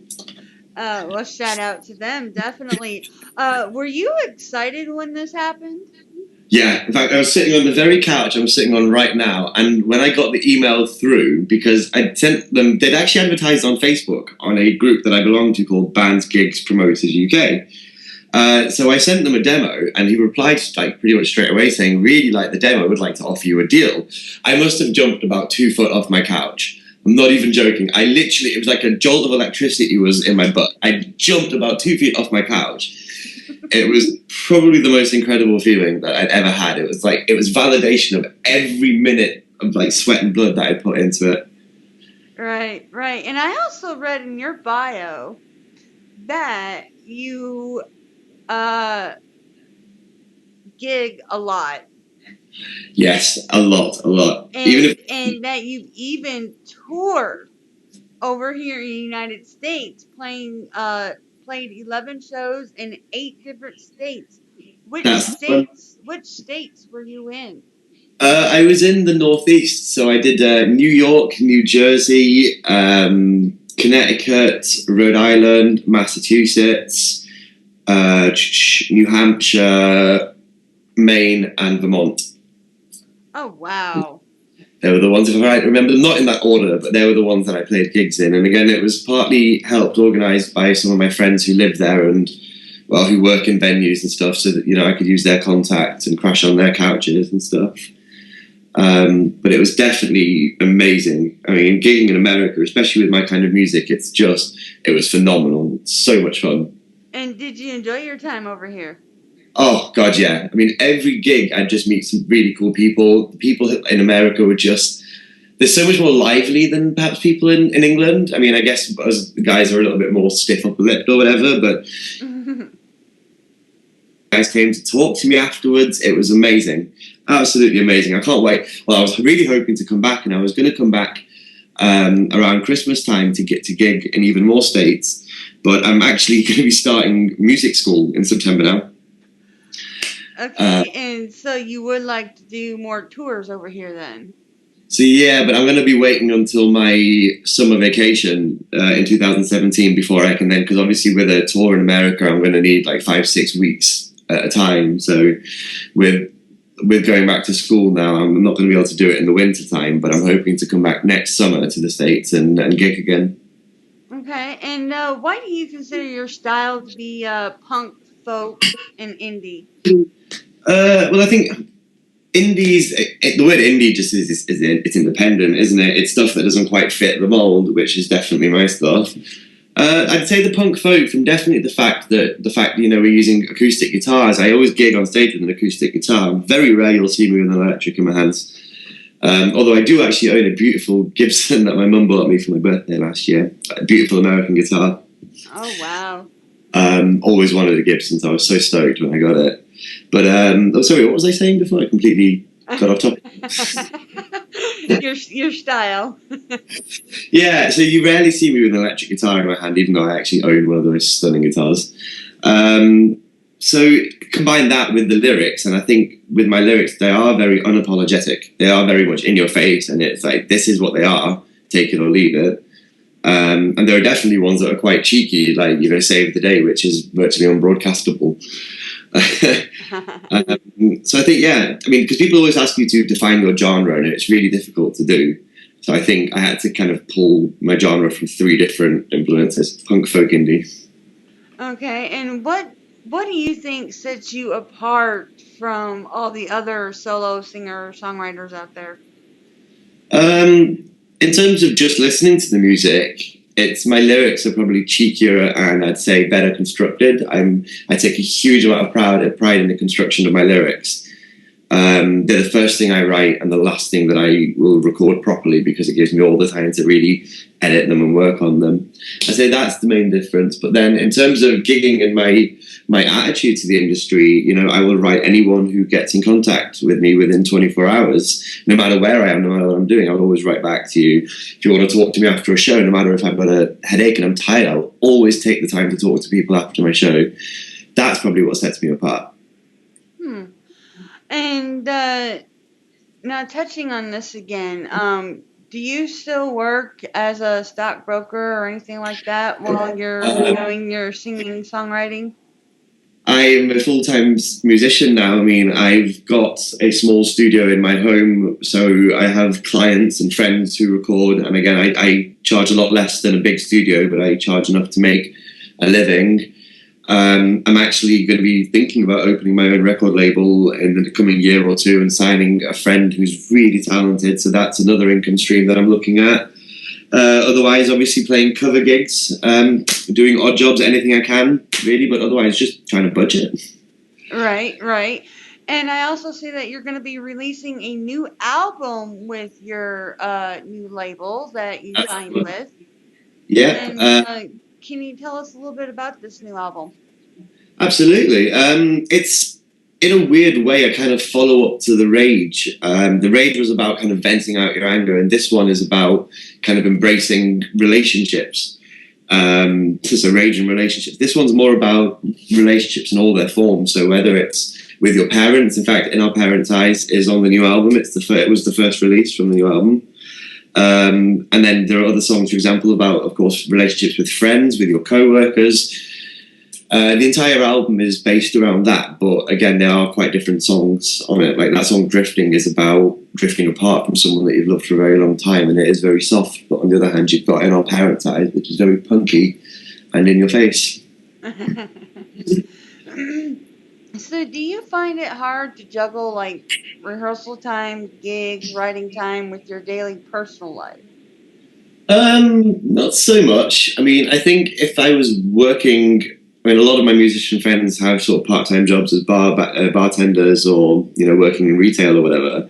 And I think if I was doing that, I'd find it really difficult. But as it is, I've actually struck a really good sort of balance. I mean, I don't think I ever stop working. Like even at midnight, I'll be sending emails whilst watching TV. My computer lives in my living room next to my TV, so I don't think I have to switch off. But by the same token, I love what I do, so I don't mind. You know, I enjoy, you know, not switching off. Does that make sense? Right. Yeah, it does. And it's great that you enjoy what you do now instead of being in, like you said, a stuffy suit type of a job.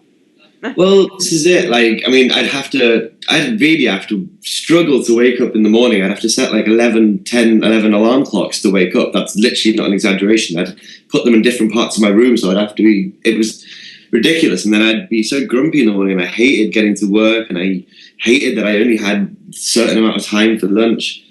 I love what I do now. I wake up with a spring in my step. Oh, that's a good thing. That's a very good thing. So do you have any upcoming gigs and events that you're playing at? Well, we've just actually, the last weekend that's just gone was a bank holiday here. So we played like 3 gigs on the weekend, but we've done 7 gigs in 7 nights. So this week's a little bit quieter. I think I'll be playing on the 6th of September in the city of Sheffield. I'm not entirely sure of the venue, but I'll be updating my website today now that I've got a bit of time to myself, so I'll be uploading those new gigs. Otherwise, I'll just be kind of doing open mics around Chester, Liverpool, Manchester. So if you happen to be in those areas, feel free to come down. And another kind of question I've got here. If I were to ever, you know, get rich and be able to get a passport and come over there and get in trouble with the law, can I count on you to be my lawyer? You can, but I don't think I'd be very good. I never did criminal law. I did corporate finance. So if you ever wanted to bring a company to the stock market, I would have been your guy. It was literally that boring. Good to know. I can actually recommend some good ones though. Some of my really good friends are criminal lawyers, and some of the stories they tell me. Like I got a message from him the other day saying, "I've just had a guy offer to perform acts on me in payment for my services. Had to explain to him I'm a duty lawyer." Oh my god. And then the other day he was saying he had to defend a man who'd slapped an old woman on a train. I was like, how do you live with yourself? Oh, wow. Yeah. I don't see how defense attorneys can defend someone that is, you know, obviously guilty. But every person deserves a good defense, whether they're guilty or not. But I don't see how defense attorneys can sleep at night with a clean conscience, especially if they get a career criminal off. Exactly, and it's the career criminals, the ones that you know are going to go out. I mean, there's no way I could do it. That's why I was never interested in criminal law. It was always going to be something, and then I just realized I'm not interested in law, full stop. Well, the only way I'd be interested in criminal law is if I became a prosecutor to prosecute them. Yeah, fair enough. That'd be the only. I mean, there's in this country we have the Crown Prosecution Service. That's Her Majesty's government. Well, Her Majesty's arm of the law, so to speak. The ones that prosecute. They're the ones that wear the stuffy wigs and stuff. So yeah, I mean, leave it to them. But for me, I think I'll stick to the music. I'll stick to what I'm good at. Right. Right. And yeah, we were, like I said, y'all, we were talking about some pretty interesting things during that last break, like how messed up England is. And you were saying how if you murder someone over there, they only get 5 years. Get it's as little as 5 years. Technically, under the law here, I think a life sentence is defined as 9 years. So if you get a life sentence, that's not actually the rest of your life in prison. That's just 9 years. But it can be as low, if you've got a good lawyer, as 5 years. Yeah. And that if you get caught with a gun, it's 45 years. 25 years mandatory sentence. 25 years. Wow. So you'd be better off trying to get away with murdering someone instead of having a gun. That's one way of looking at it. Yeah. Yeah. I mean, or like you said, if they rape and violate somebody, they get as little as 2 years. 2 years. As little as 2 years. Yeah. Oh wow. But if you illegally sell DVDs, it's a mandatory sentence of 7. Oh wow. So wow, yeah. Wow. Our country's messed up too, but wow. Well, then there are the old medieval laws that haven't been repealed. Like there's one, like the city I live in, Chester, is 2,000 years old. It was built by the Romans to keep the Welsh people out of England, and as a result, it's got so much history and some crazy laws. Like until I think 1980 something, there was a law saying that you could stand on the Roman walls on the third Thursday of every month and shoot a Welshman between the eyes with a crossbow quarrel. Not even kidding. And then they didn't even realise that. And then when they discovered that this law was still on the books, obviously it became news and they repealed the law. But yeah, until like recently, you could stand on a wall, on the Roman wall in Chester, and legally shoot a Welshman between the eyes, as long as it was on the third Thursday. Oh wow. That is amazing. Wow. Like you can still legally I can't remember what day it is, but you can still legally drive a gaggle of geese through the centre of London. So you can shut the road off and walk up the street with a gaggle of geese in central London. That's crazy. Oh goodness. Another song of yours that I actually found interesting is Sleep. Yeah. Sleep's quite a dark song.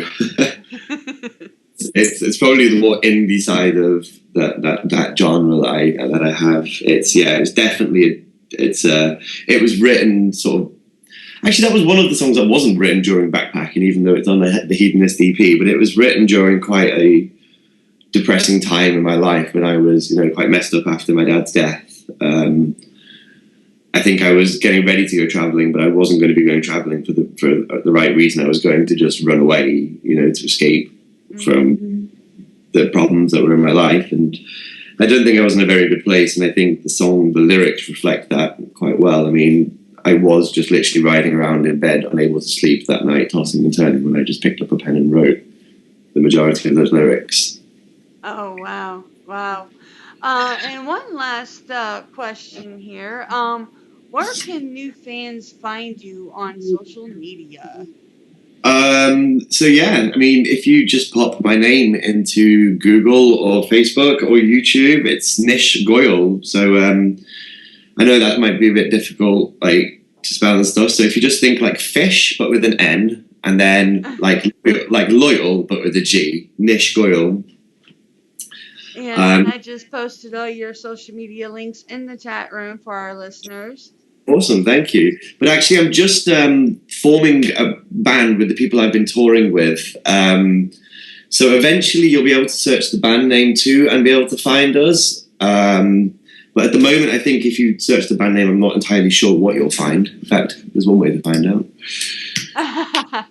So you are forming a band. Well, yeah, I mean, because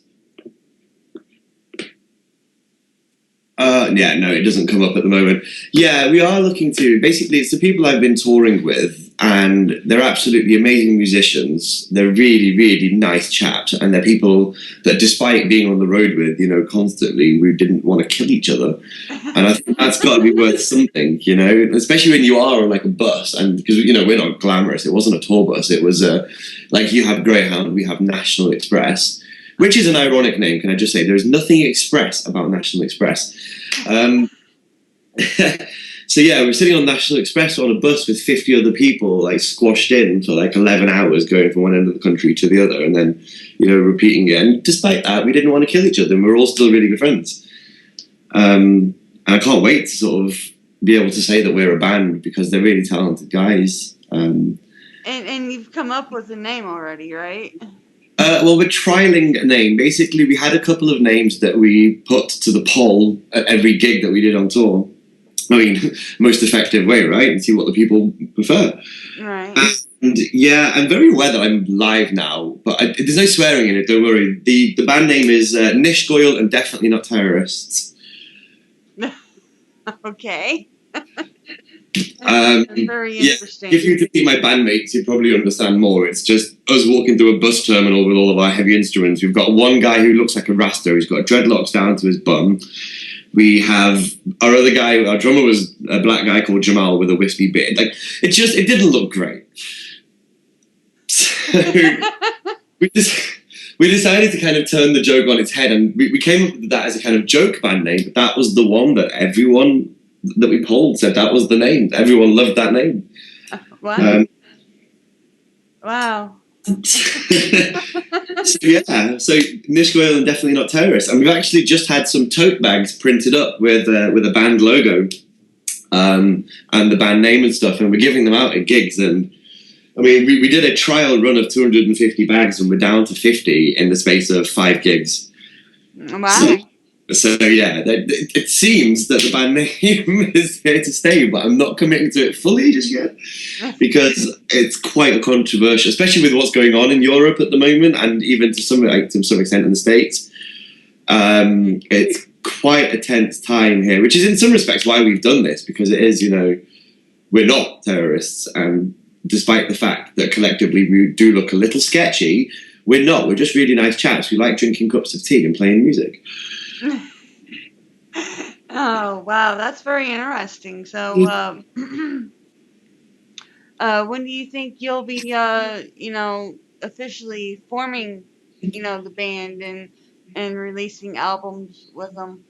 Well, because I got this deal as a solo artist, we're going to kind of ride this deal out. I mean, I'm very lucky to have them performing with me, even just as under NishGoyal. They're really nice guys. They don't so much care about the limelight or, band names or whatever. The band name's more, I think, for me to recognize, to show them that I recognize the amount of hard work and loyalty and commitment they've put into my cause. And, after putting that much work in, I think it's only fair that we should be called a band. And I think when we can really officially start saying it is when we get signed as a band, which I'm sure will be, the next deal, because I'm confident that we will continue growing as musicians and as artists and as a band. Oh, that is great. That is great. And it's great that you got a solo deal too. I mean, and hopefully you guys can get a deal as a band too. I absolutely, I'm more than confident. There's not a doubt, and there's never been a doubt in my mind that I could succeed at this industry, and there's no doubt in my mind that our band wouldn't get a deal. It's just a certainty to me. I know that I don't know if that comes across as slightly cocksure, but it's I can't explain it. It's like a certainty. It's just a dead certainty. I know this is what I want. This is how I'm going to get it, and this is what's going to be. Right. Well, with that, I think we will go into our next commercial break, and I hope you guys all enjoyed NishGoyal. I know I have. It has been a blast talking with you, especially off air. That was... Oh, man, that was awesome. Off air, it was a little, yeah. And I hope that we can have you back again once you do form your band. No, I'd love to. I'd be honored to, and I'm pretty sure the guys would be thrilled to come on air too. Oh, that'd be awesome. So hopefully we'll have that happening here in the future when this all happens and comes into place. And I do wish you guys the best and hope you guys have a great time doing Oh, it. thank you very much. Well, thank you very much for having me on the show again, Angela. And it's been an absolute pleasure chatting to you. It's been a great pleasure chatting with you too. So we'll go into our commercial break, and when I come back, guys, we'll get into the other things that I mentioned at the first of the show that I was going to get into. So I'll be right back, folks. Hi, this is Andy. Hi, this is Chris from the band The Room. And you're listening to Mistress Angie on Wacko Radio.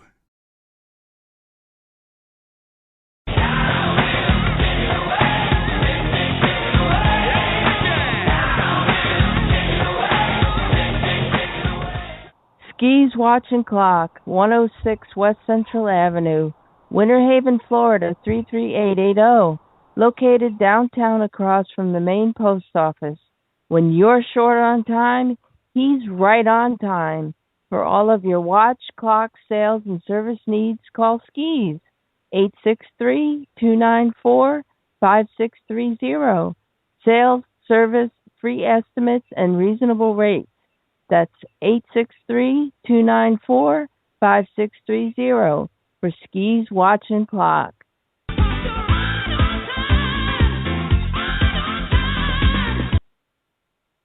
It's your friend, the audiophile, here on the Wacko Network.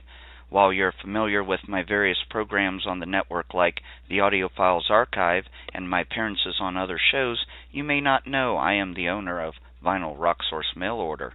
VRSMO has a great selection of hard-to-find and out-of-print LPs, CDs, music DVDs, music Blu-rays, audio accessories, and so much more. We stock great reissues and box sets by some of the world's best artists. If you're a Pink Floyd fan, you can't go wrong with the group's brand new and final studio album, The Endless River, available on CD, Deluxe CD DVD, Deluxe CD Blu-ray, or 2LP vinyl. This is by far the best seller in VRSMO's history, and it's only been out for a few weeks. So I recommend you stop by www.vinylrocksource.com and check out all the deals for you or that music fan in your life. You'll be glad you did. That web address again is www.vinylrocksource.com. Don't forget www.vinylrocksource.com. My name's James. For 6 years, I was a garbage can druggie. I would do any kind of drug I would get my hands on. But here at Teen Challenge, I've walked away from that drug lifestyle for good. If you know an adult or teenager who is struggling with a chemical addiction, Teen Challenge is there to help. Please, don't wait. Call us today at 417-862-6969 or reach us on the web at teenchallengeusa.com. One of the most important things is knowing that you made a difference, and if we can all do that, nothing else should matter, shouldn't it? Giving blood is just something you never think about, and that's really what it is. There are too many I should haves, or maybe next times. Whatever happened to just doing it because you can. We talk about how the percentage of people who give blood is down all the time, and we put the blame on this or that. What it comes down to is it's the fault of all of us, and really it's nothing else. Hey everyone, I'm Jonathan Clark. I'm here today to talk to you on the behalf of Wacko Bob and everyone in affiliation with the Wacko Network over at blogtalkradio.com on the importance of giving blood. It's no secret that the percentage of people who give blood is down from years prior, and we can make a difference. We can help get that, say, 50% up to 51 or 52%. All we have to do is come together as one. That's why you should go to redcross.org now for info on this process, or call 1-800-GIVE-BLOOD today for info on how to get started. The process is really simple. All it takes is a few minutes to register with an application, filling out a few questions to see if you qualify, and register to become a blood donor. I myself know the importance of giving blood and how necessary it is and how critical it is that we all give blood to help that percentage get up from years prior. But I may not do it all the time. I do understand how important it really is. Who knows? You could be the one who makes a difference. Visit redcross.org today or call 1-800-GIVE-BLOOD now. There are operators waiting to give you info on this very urgent process. Help make a difference today and change someone's life by going to redcross.org or by calling 1-800-GIVE-BLOOD now. proudly supported by Wacko Bob and everyone in affiliation with the Wacko Network over at blogtalkradio.com. Canadian Aquatic Auctions, the place to be if you are into anything aquatic. Nelson Fletcher, owner and operator, has years of experience and wants to help you better achieve your aquatic needs and goals. So, if you are an aquatic hobbyist or enthusiast, please visit Canadian Aquatic Auctions today. Their public auctions provide a venue to remarket all aquatic related products, services, and equipment. If you are just starting out in the hobby, well, the site has a chat room where you can converse with other aquatic hobbyists like yourself. Canadian Aquatic Auctions is the eBay of everything aquatic. So visit Nelson at his site at www.aquariumauctions.ca and go check out his Facebook page as well at www.facebook.com/Canadian Aquatic Sales. Together, we can build lasting relationships that are based on listening and servicing your needs in a professional environment.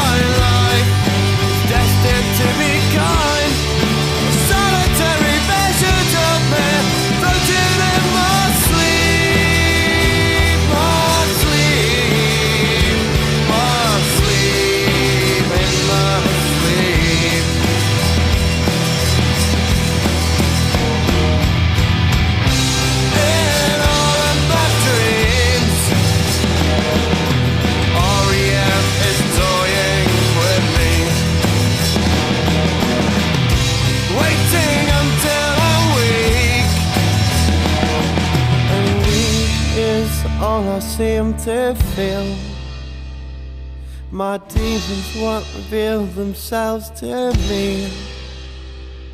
My self-destructive mantra's holding strong. Its grip on me won't hold for very long.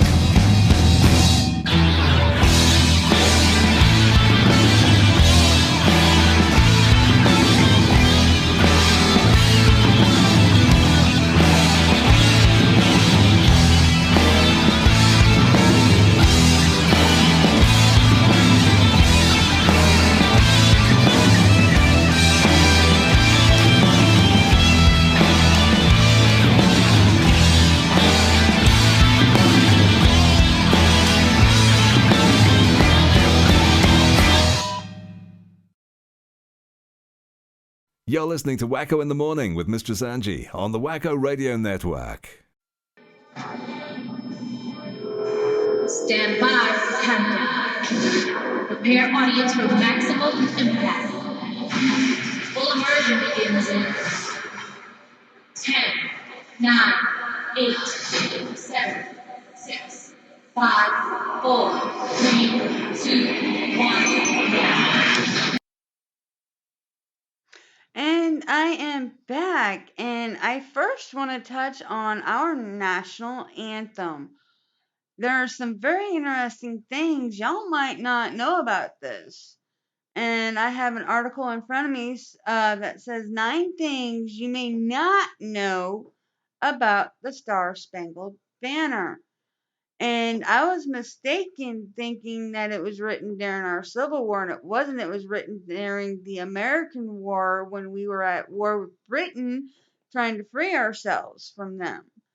So, and of course, we all know Francis Scott Key was the person that wrote it. And the first fact here is that he intended his verses to be song lyrics and not poetry. And you notice I said verses. There is more than the one verse that we do sing for our national anthem. And I will be getting into that here soon. But yeah, he intended them to be a song and not poetry. And we'll get here to the second one. Key was not imprisoned on a British warship when he penned this verse. When he wrote this song, and that is a common misconception considering the song lyrics themselves. So that's a very interesting fact here. And the third one is the flag Key hailed at the twilight's last gleaming did not fly through the perilous fight. And it says here, in addition to the thunderstorm of bombs and torrent of rain that fell on Fort Montgomery throughout the night of the Battle of Baltimore, the fort's 30 by 42 foot garnished flag was so massive that it required 11 men to hoist it when dry. And if waterlogged, the woolen banner would have weighed upwards of 500 pounds and snapped the flagpole. So as the rain poured down, a smaller storm flag was measured 17 by 25 feet, flew in its place. And that was the flag that Key saw.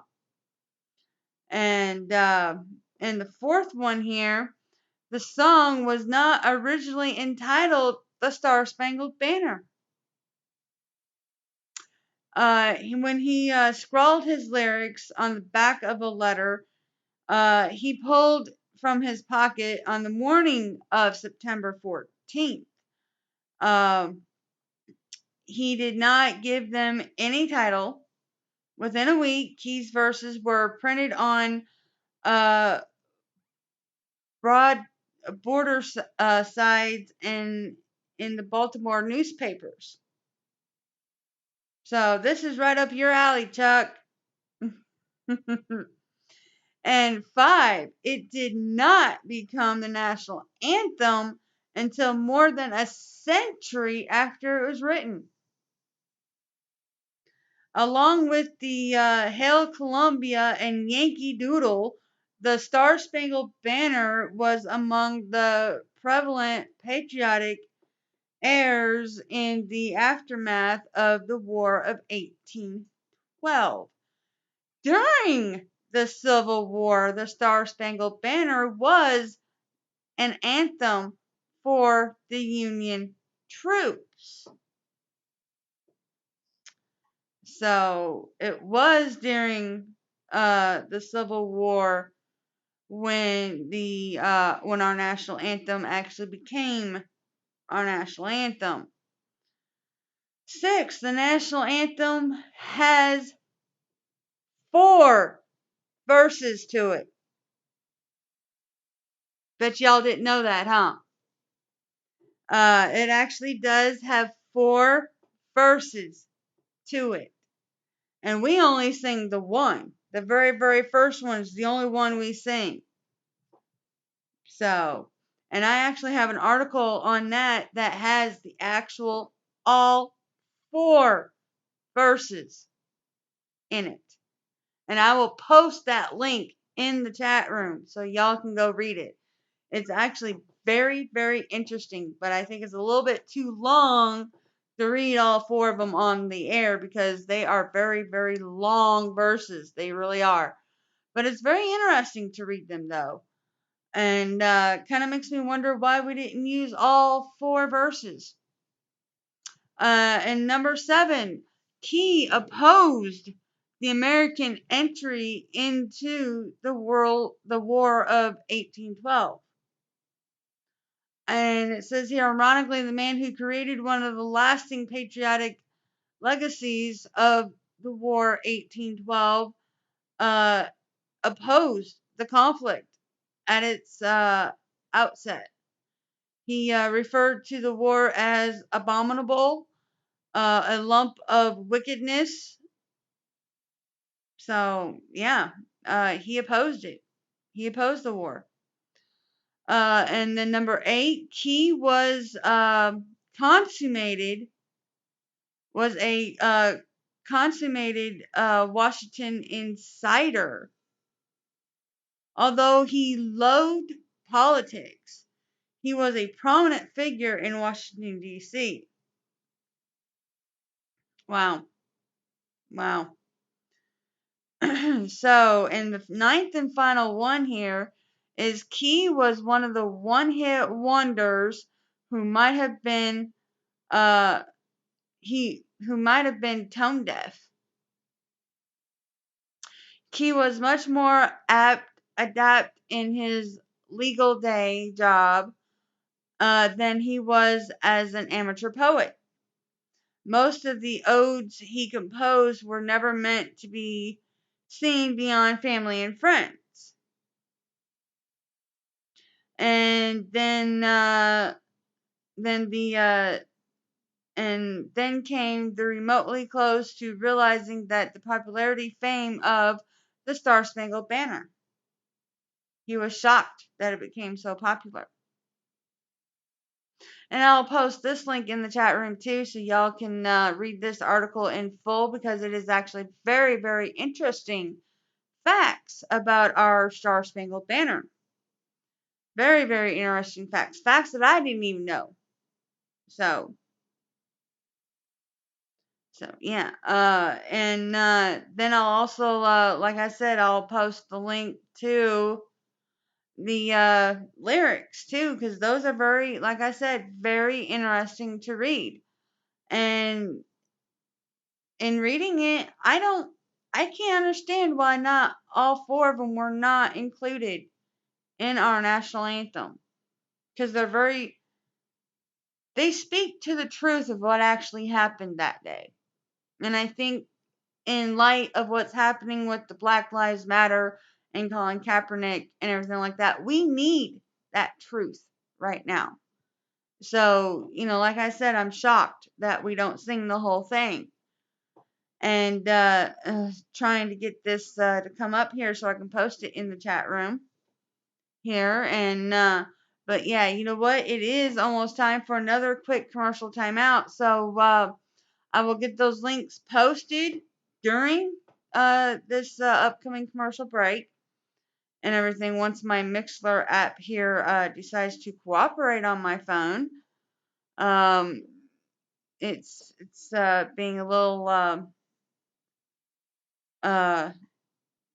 stubborn here. So let's go ahead and take our next commercial quick timeout here, and we shall be back with more interesting things. Hi, this is Andy. Hi, this is Chris from the band The Room. And you're listening to Mistress Angie on Wacko Radio.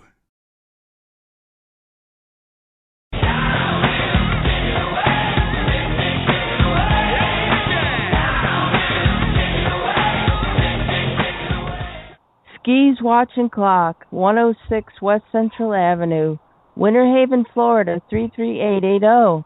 Located downtown across from the main post office. When you're short on time, he's right on time. For all of your watch, clock, sales, and service needs, call Skis. 863-294-5630. Sales, service, free estimates, and reasonable rates. That's 863-294-5630 for Skis Watch and Clock.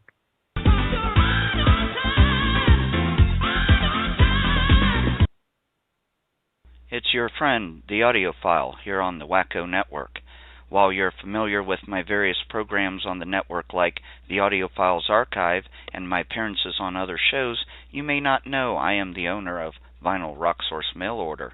VRSMO has a great selection of hard-to-find and out-of-print LPs, CDs, music DVDs, music Blu-rays, audio accessories, and so much more.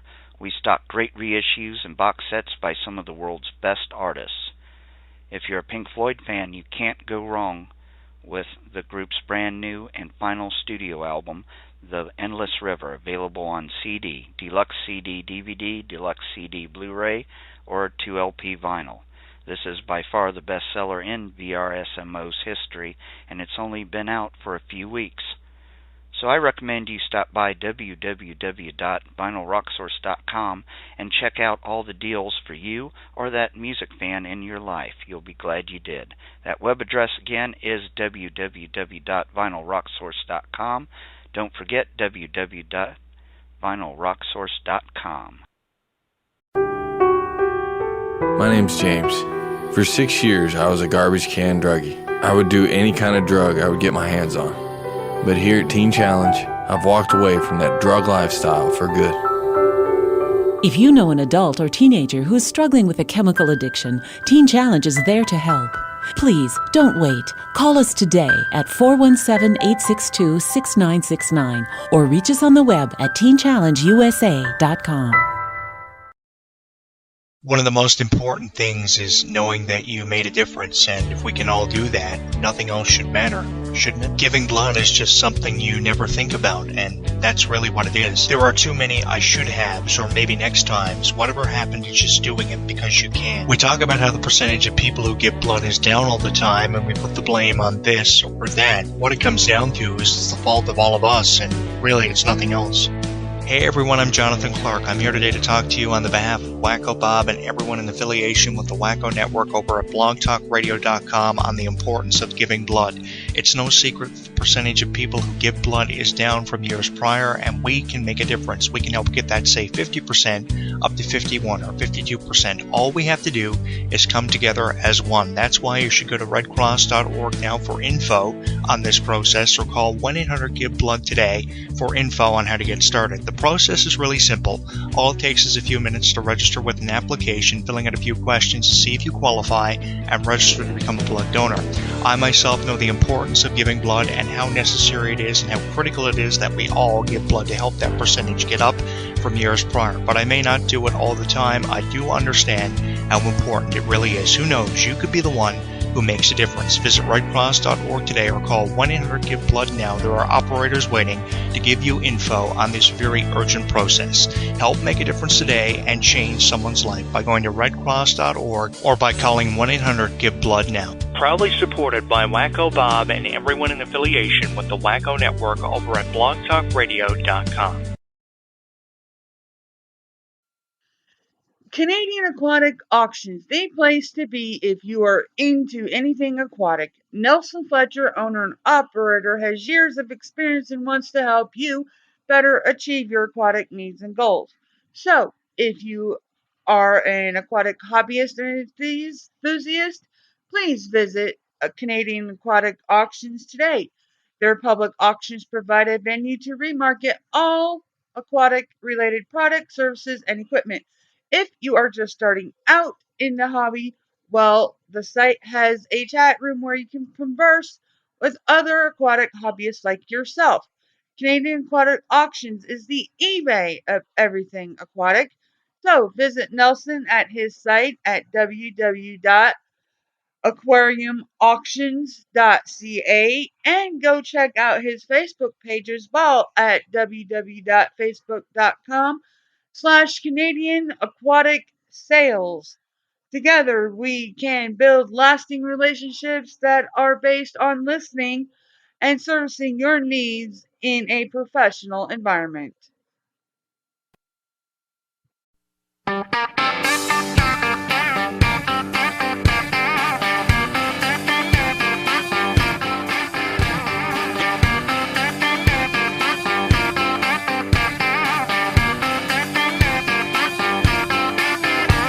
Yeah, she blew through the door like TNT. Put her hand on her hip, pointed her finger at me. Said I'm a whiskey drinking, cowboy chasing, hell of a time. I like Kenny, Keith, Allen, and Patsy Cline. I'm a full-grown queen bee looking for honey.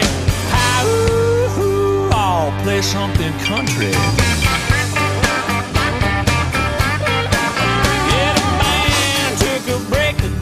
Played P. Diddy. She said I didn't come here to hear something thumping from the city. Said I shaved my legs, I paid my money. Hi-ooh, play something country. Hi-ooh, I'll play something country. Crank up the band, play the steel guitar. Hank it up a little, let's rock this bar. Threw back a shot, yelled I'm a George Strait junkie. Hi-ooh, play something country. Hi-ooh, I'll play something country.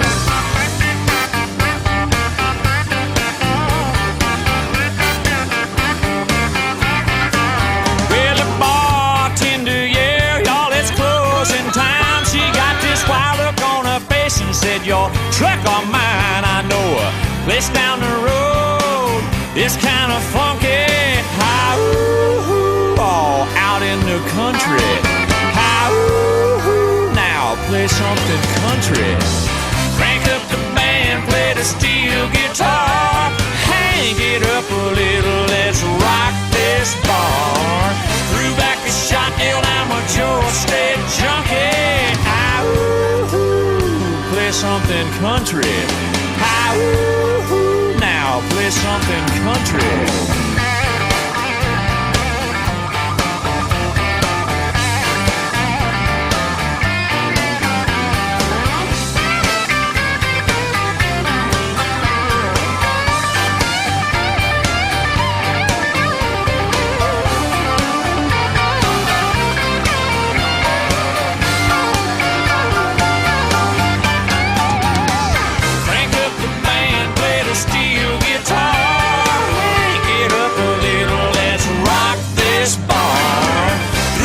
Shot, yelled I'm a George Strait junkie. Hi-ooh, play something country.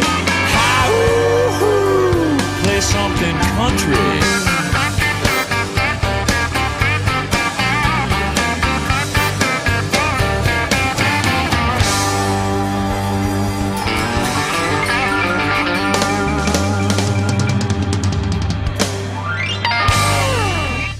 You're listening to Wacko in the Morning with Mistress Angie on the Wacko Radio Network. Stand by for countdown. Prepare audience for maximum impact. Full immersion begins in 10, 9, 8, 7, 6, 5, 4, 3, 2, 1. And I am back. And before I get into Colin Kaepernick's full statement here, this story did break during my interview with NishGoyal, and I think it's very depressing, but it is definitely newsworthy, and I think you guys need to hear this. Our living dinosaurs and I cannot really pronounce this, so I'm gonna spell it out. It's Linyanti swamp in Botswana. And in scanning the remote swamp in this country from a low flying chopper, elephant scientist Mike Chase can't hide the anxiety and dread as he sees what he has seen too many times before. I don't think anybody in the world has seen the number of dead elephants that I have seen over the last 2 years. From the above, we spot an elephant lying on its side in the cracked river mud. From a distance, it could be mistaken for a resting animal, but the rancid stench of death hits us before we even land. Up close, it's a horror. He was a magnificent bull elephant in his prime, 45 to 50 years old, to get at his prized ivory tusks. Poachers hacked off his face. So we are having a major problem with poachers killing elephants and depleting, and could possibly be maybe even put elephants in distinct status here.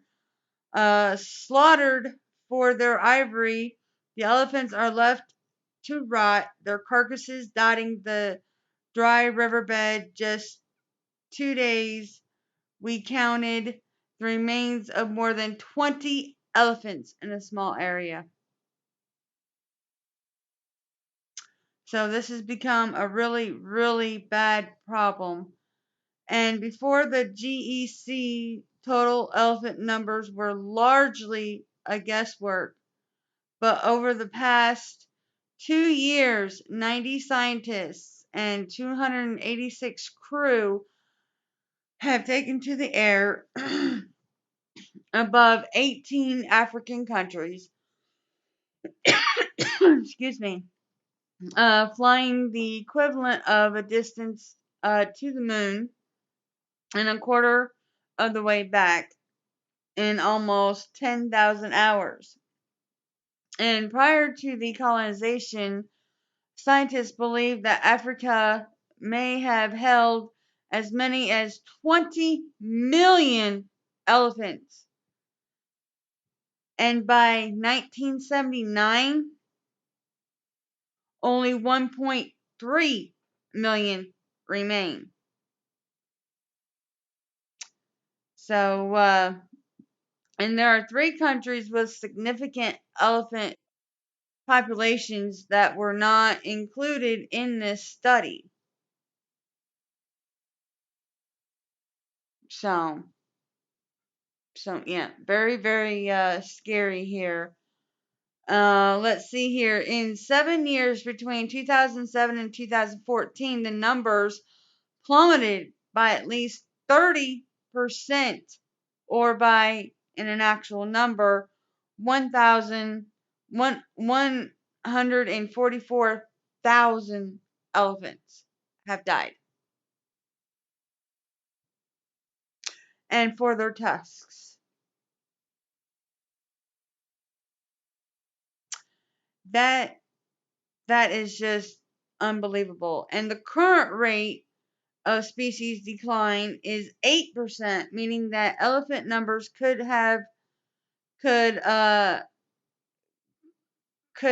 plummet and even could plummet even more, and that would be 175,000 in 9 years if nothing changes.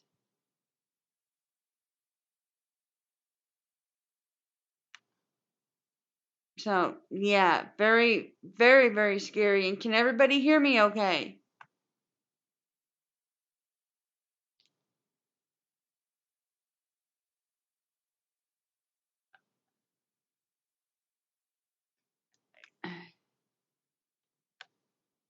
Can everyone hear me okay? I'm hoping. Because I'm getting a thing saying my bandwidth is very, very low over here, and I don't want to start sounding like a chipmunk. So please tell me if you can hear me okay and everything. I'm hoping anyway. But let's take another quick commercial timeout, and I will see what's going on. Hi, this is Andy. Hi, this is Chris from the band The Room. And you're listening to Mistress Angie on Wacko Radio.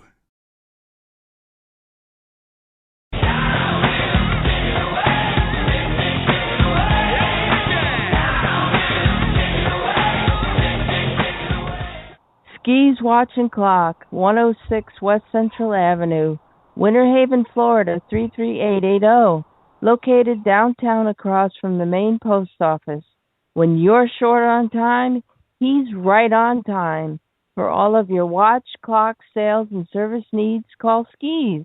863-294-5630. Sales, service, free estimates, and reasonable rates. That's 863-294-5630 for Skis Watch and Clock.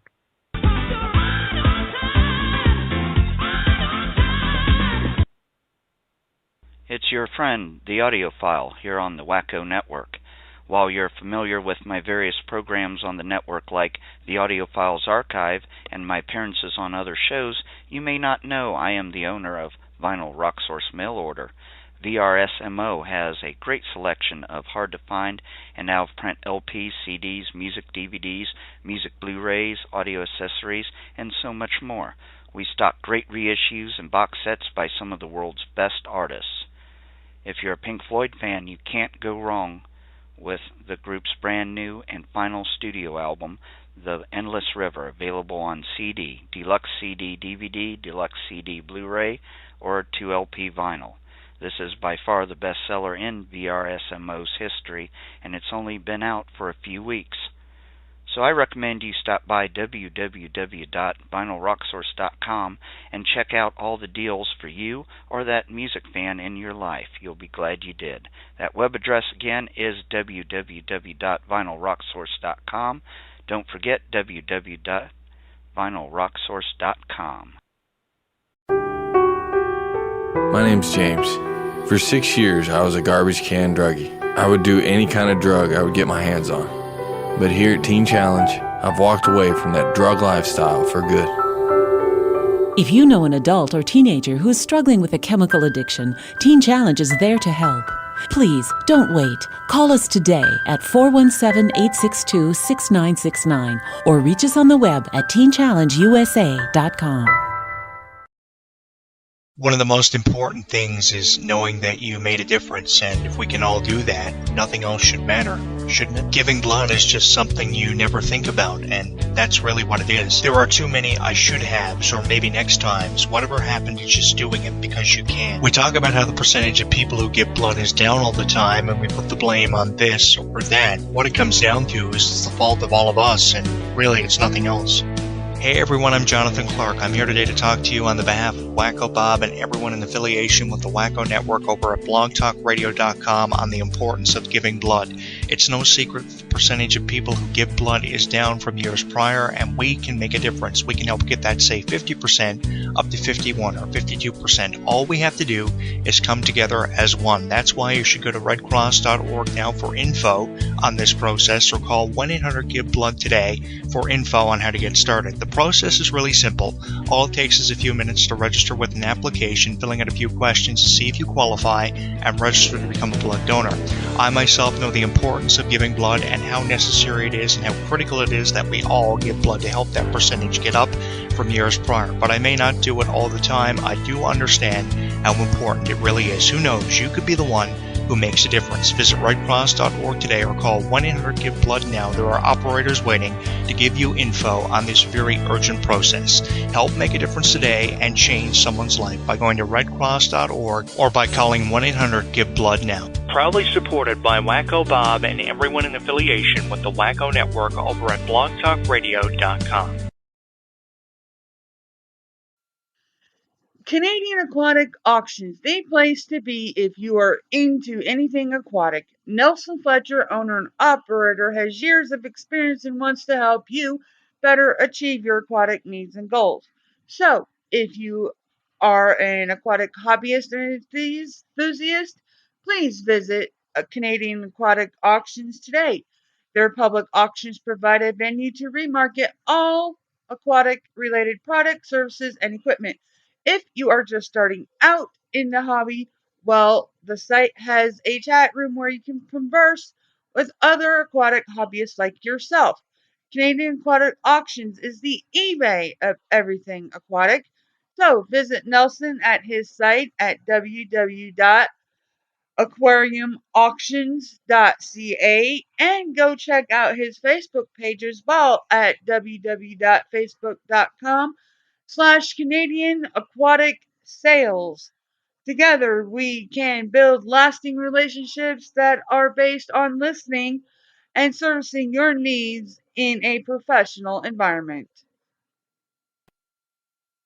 You're listening to Wacko in the Morning with Mistress Angie on the Wacko Radio Network. Stand by for countdown. Prepare audience for maximum impact. Full immersion begins in 10, 9, 8, 7, 6, 5, 4, 3, 2, 1. And we are back. Okay, and this comes to us from Santa Clara, California, and this is the complete transcript of Colin Kaepernick's statement. And it says the San Francisco 49ers quarterback Colin Kaepernick spent more than 18 minutes discussing his decision to sit for the national anthem on Sunday afternoon. Below is the complete transcript of Kaepernick's remarks. Some questions were difficult to make out, but have been paraphrased. So here we go. And some of what he says, I do agree with, but a lot of it I disagree with. And I honestly think he could have went a different way about this and not gotten so much flack and static from people. But there are those out there that do support him, like the former Cleveland Browns, I think it's a running back that supports him fully on this. And that's their opinion. That is their right. And just like it's our right to agree or disagree with what he is saying. Okay, the first question here is, why did you choose to do this? Okay, and here's Kaepernick's answer. People don't realize what is really going on in this country. Therefore, there are a lot of things that are going on that are unjust. People aren't being held accountable for, and that's something that needs to change. He's got somewhat of a good point there. I mean, there are a lot of things in this country that are unjust, and there are a lot of people not being held accountable for things that they need to be held accountable for. So he does have a good point there. He really does. And let's see here. And that's something that does need to change. That's something that this country stands for: freedom, liberty, and justice for all. And it's not happening for all right now. To an extent. I think that is to an extent. Because last night, and I'm going to get into this a little bit of what me and Sean Stewart were discussing after his show last night.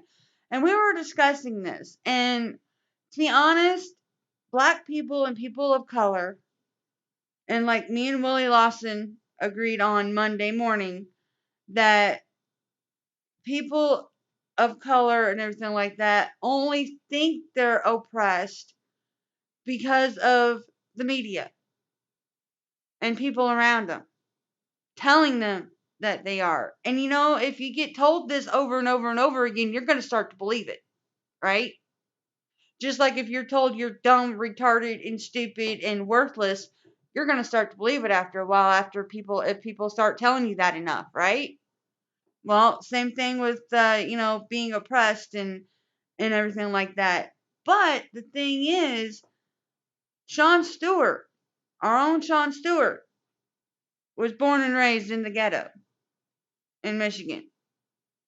He got himself out, and he has a great job, a successful job, and plus he has his own radio network. Plus he's on APR. Plus he's here on our network. So he made it out.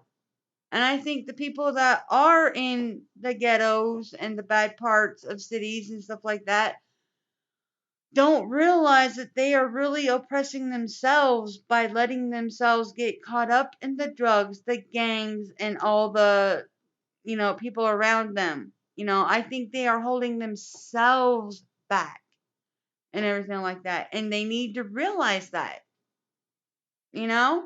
And I think if more people did, then hey, great. Because, honestly, black people and people of color have more opportunity to succeed in this country than the white folks do. Believe it or not. And it's all because of the fact that companies, employers, and places like that have been pressured by us and by the media to hire people of color and black people so they don't seem like they're being racist or prejudiced. Here's the next question. Is this something that has evolved in your mind? Kaepernick. It's something that I've seen, I have felt, and wasn't quite sure how to deal with it originally. And it's something that's evolved. It's something that has I've gained more knowledge about what's going on in this country and in the past. It's what's going on currently. These aren't new situations. This isn't new ground. There are things that are gone on in this country for years and years and have never been addressed, and they need to be. Well, again, to a certain extent,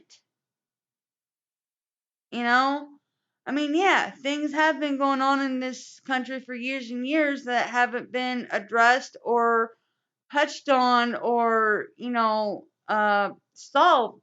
But sometimes it takes time.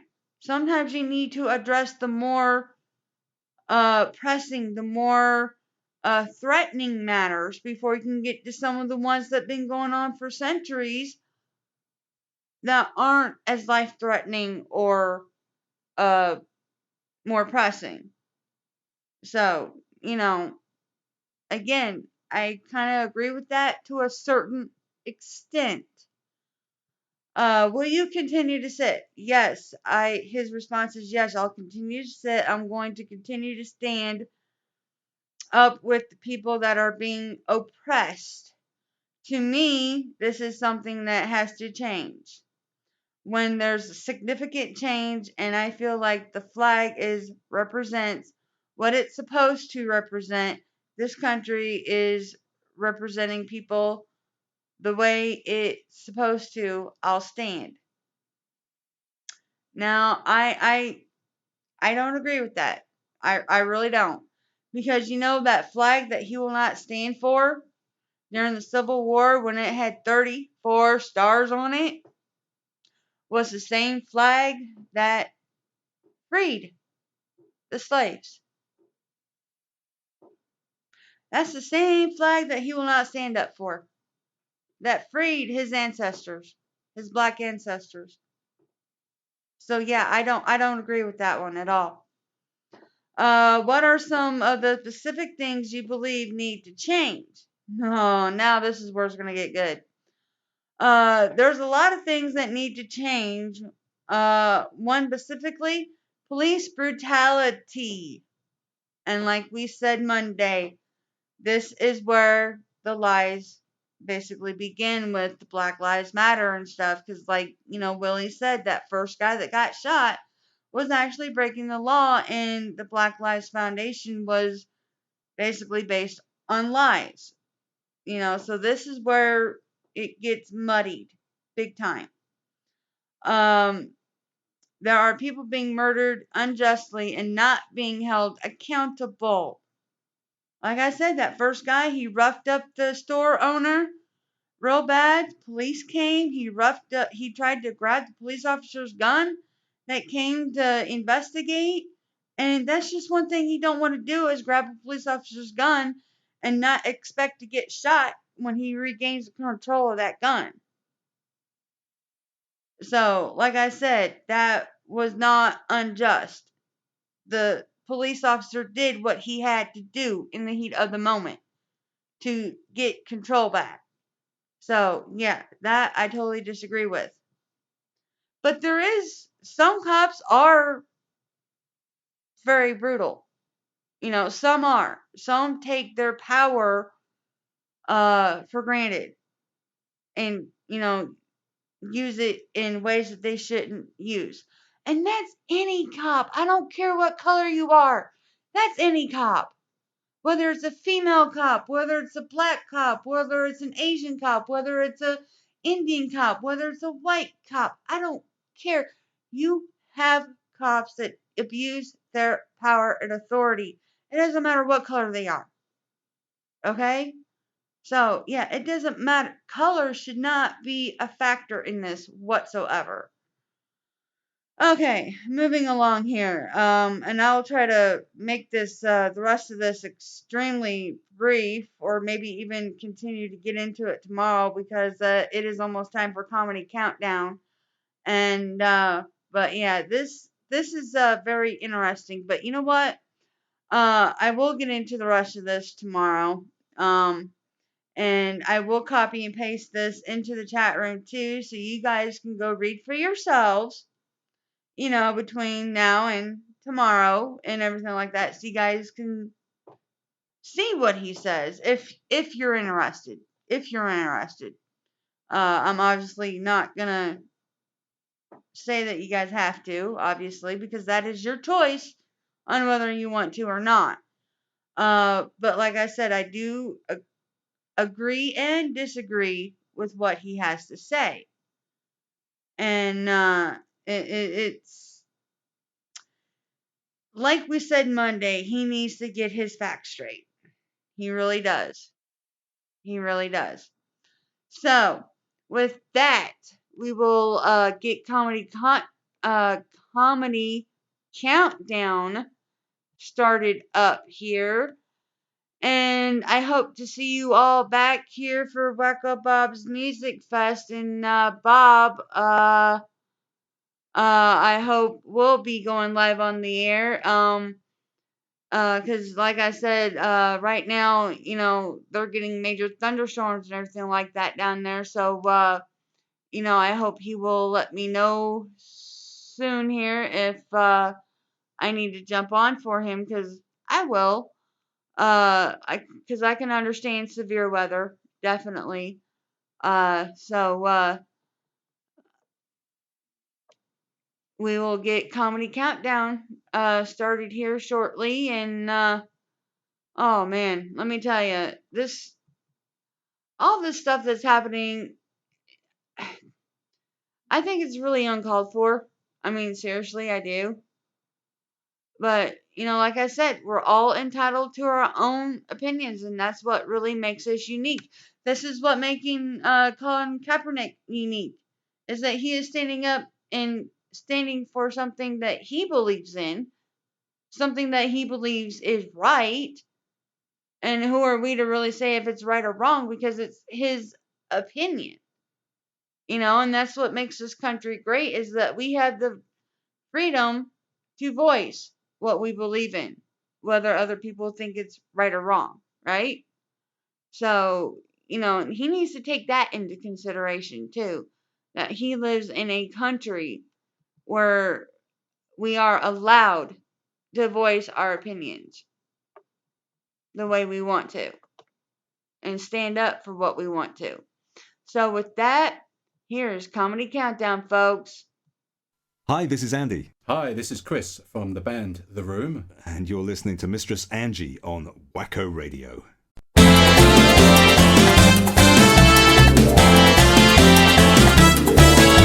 It's Comedy Countdown! There's 15 minutes left in the show, so let's wrap it up with some laughs and giggles. Woo!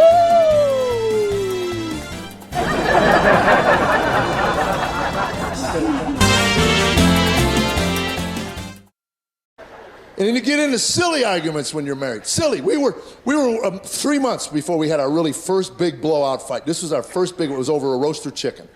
Tiny little, greasy little bird about that big. I'd gone to take a nap. I didn't know any better. I really didn't. I learned early on naps were a huge mistake in my home. God forbid I'm rested, really. It's so much harder to manipulate a well-rested, rational thinking human. People are so much more compliant when their eyeballs are burning out of their skull, you know? I have no idea. I don't know if it was her upbringing or not, but people, when she was awake, you're awake. I mean, it's... So... Now, I don't know if I was asleep 5 minutes or 5 hours. I'm waking up to the sound of a vacuum cleaner in the bedroom. I'm sleeping and my wife is choosing to vacuum the bedroom.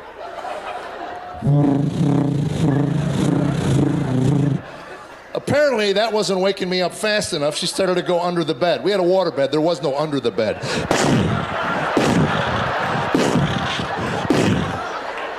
Again, I'm stirring, but not quite awake.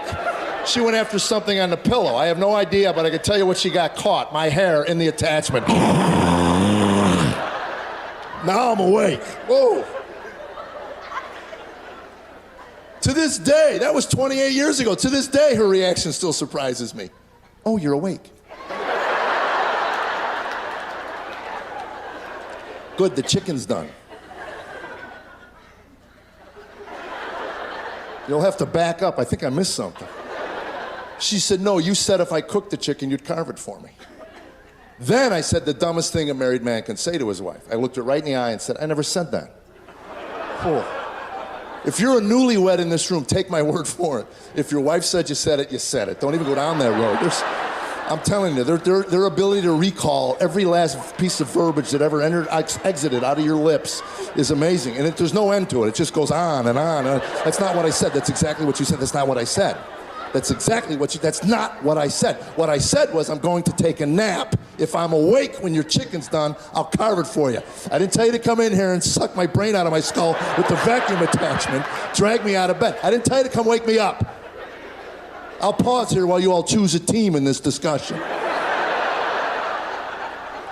I'll tell you how dumb I was. I thought that was the end of that discussion. I made my point, I rolled over, I turned my back on my wife. Whoa. She gets on the bed with both knees. Get up. You said you'd carve the chicken. Get out there and carve the chicken. Every man here knows there comes a point in every one of these discussions you have to change tact. Obviously, what you've been saying is not registering, so you just come up with another way to say it. I don't know how to carve a chicken. I never carved a chicken my entire life. Why don't you carve it? You could mutilate the bird just as easily as I could. She says, I don't know how to carve a chicken either. Now, you said you'd carve the chicken, you have to carve the chicken. You're not going back to see if you carve the chicken. Hear what I said? I don't even know what this is about. Lord, help me, please. I just want to sleep. God, help me, please. All right, I'll carve the stupid chicken. Now, I'm walking to the kitchen to carve the bird. I'm not even married 3 months. I'm a mumbling idiot. I don't even like chicken. You want chicken, you want Kentucky Fried Chicken, for God's sakes. They'll carve it up for you. What'd you say? I didn't say nothing to you. Now I'm in the kitchen, I'm in my underwear, I got stuff in my eyes, I'm not in a good mood, got a knife, I got a fork, got a greasy bird. In comes my wife, who not 2 minutes ago just told me she didn't know how to carve a chicken.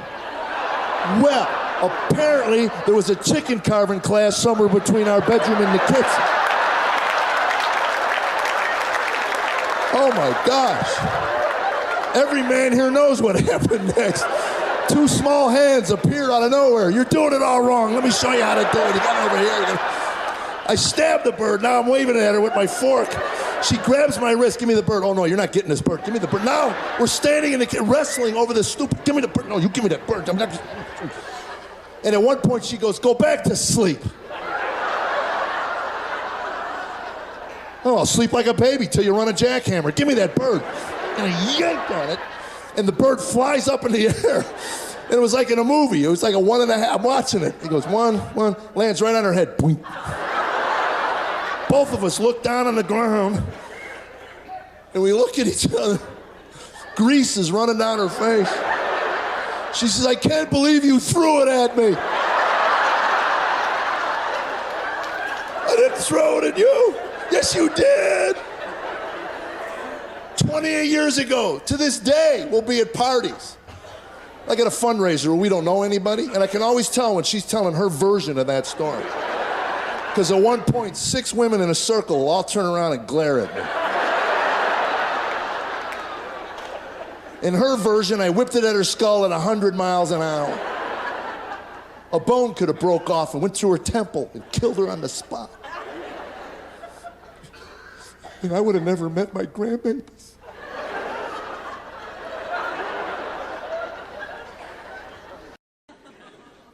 She has his temper. She has my wife has a temper, and I mean a temper. I'm not talking irritability and sarcasm. That's what attracted me to her.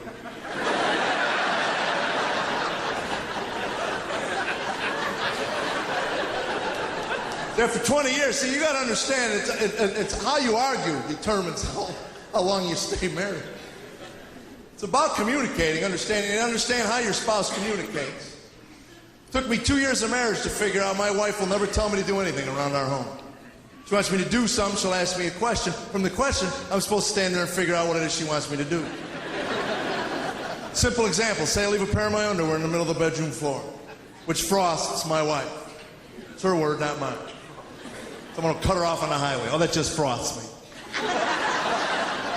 If I'm not frosting her, I'm driving her up a wall. Kids will come in, where's Mom? She's up the wall with frostbite, that's all I know. You won't believe what put her there, son. It was that pair of underwear in the middle of the bedroom floor. You were looking at the most powerful pair of underwear known to mankind. They not only defy gravity, but they can change temperatures. And they're mine. So I leave my drawers in the middle of the room, which, by the way, is not unusual, because when I was a single man, I learned how to walk out of my underwear on the way to the shower. You get to the end, you hop right out of them babies. Right? And you leave them in the middle of the room for a good reason. You always have your underwear inventory at your fingertips. If there's 8 on the floor, it must be 4 in the drawer.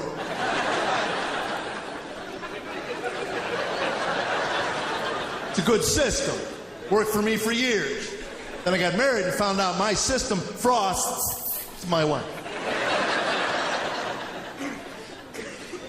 So I leave my drawers in the middle of the room. Would my wife come to me and say to me, pick those up?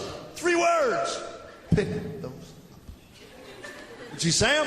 No, because that would be simple, direct, and right to the point. And at that moment, I, her husband, would know exactly what she wants from me. I'd be able to process the information, make a rational decision as to whether or not I could deliver the request. At that moment, we would be communicating at the highest human level. The way God intended it, through language. My wife will look at me, look at my underwear, and then ask me, are those yours? Sure hope they are, otherwise I got a few questions of my own.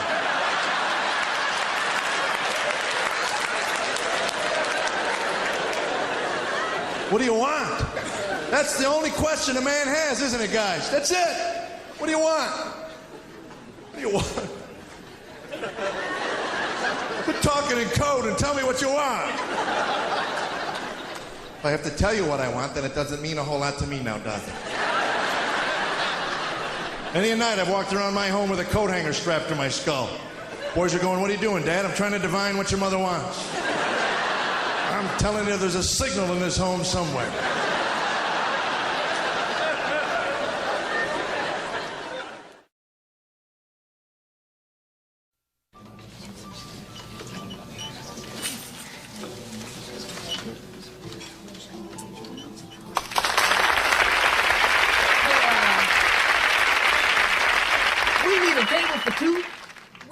A few minutes. Maybe you'd like to sit at the bar. Oh, that's perfect. Petey, this place is lovely. And nothing too nice for you, Tracy.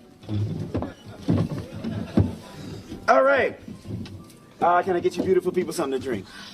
What do you recommend? How about a Black Russian? How much is that?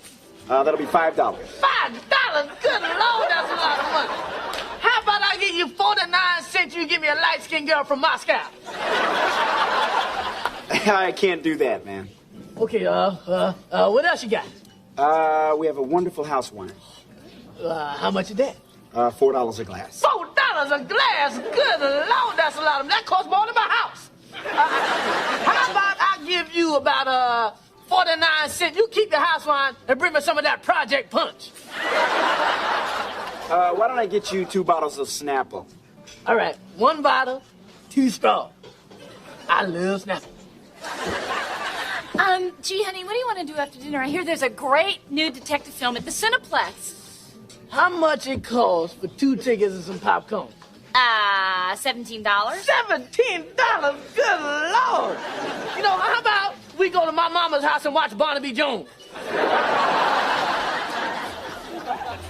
I know, honey. Why don't we just go back to my place, turn the lights down low, and watch a video? How much is that? I rented one already. It's free. Free? Good Lord, that's a good idea. Excuse me, sir, your table's ready. Honey, you just go along. I'll be a minute, okay?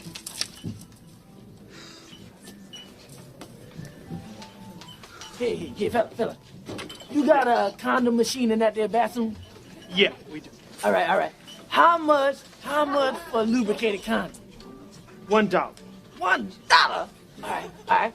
How much for one with no lubrication? Still $1. Now tell me how they gonna cost the same when one don't got no lubrication. I don't know. They both cost the same, though. Come on, how much for balloons?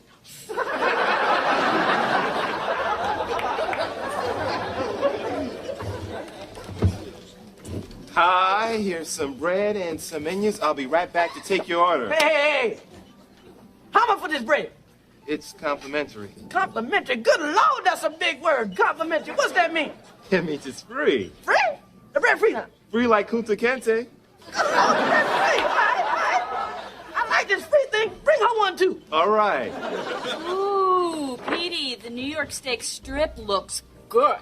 Good Lord. Prime rib. Good Lord. Oh, hey, lobster. Good Lord, that's a lot of money. Don't you like rice? I want you on a bowl of rice and the water was boiled in. Honey, if I don't have a hearty meal tonight, well, I may not have enough strength later on when we, get busy. All right, I got a nice idea. Yeah. How about you eat a nice little snack, and then you just rub my booty? What? Okay, why don't you suck the gravy off of his vest, right? And just shake my hand under the table. That's it, Peter. I'm ordering anything and everything I want, and you're gonna pay for it. Waiter, I'm ordering everything on the left side of the menu. Thank you very much. Good Lord. How much is that gonna be? Including gratuity? What's gratuity? That's my tip. You want a tip? Don't smoke in bed. By the way, what do you do to people that don't pay their bill? We throw them out of this establishment. Hey, if you're gonna throw me, make sure you throw me towards Denny's, all right? That's it, buddy. Let's go. Hey, get the bread. Hey, come on. You don't know me, don't try and judge me.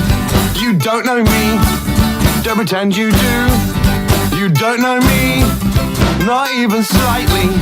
You don't know anything about my personality. We've known each other for what seems like forever, but one thing has stayed the same. That's the level of my disdain for you. You utter boob. You have made it clear you're blind, that you still can't fathom why my resentment's mutated into hate. I'd rather I'd never heard your name. You don't know me, don't try and judge me. You don't know me, don't pretend you do. You don't know me, not even slightly. You don't know anything about personality. So here's my middle finger a derogatory salute. You'd make a damn good militant, and I doff my cap to you. And your uncanny resemblance to Hitler, Ceausescu, General Pinochet, all who are despots just like you. You don't know me. Don't try and judge me. You don't know me. Don't pretend you do. You don't know me, not even slightly. You don't know anything about personality. You don't know me. Don't try and judge me. You don't know me. I don't pretend you do. You don't know me, not even slightly. You don't know anything about personality. You're listening to Wacko in the Morning with Mistress Angie on the Wacko Radio Network.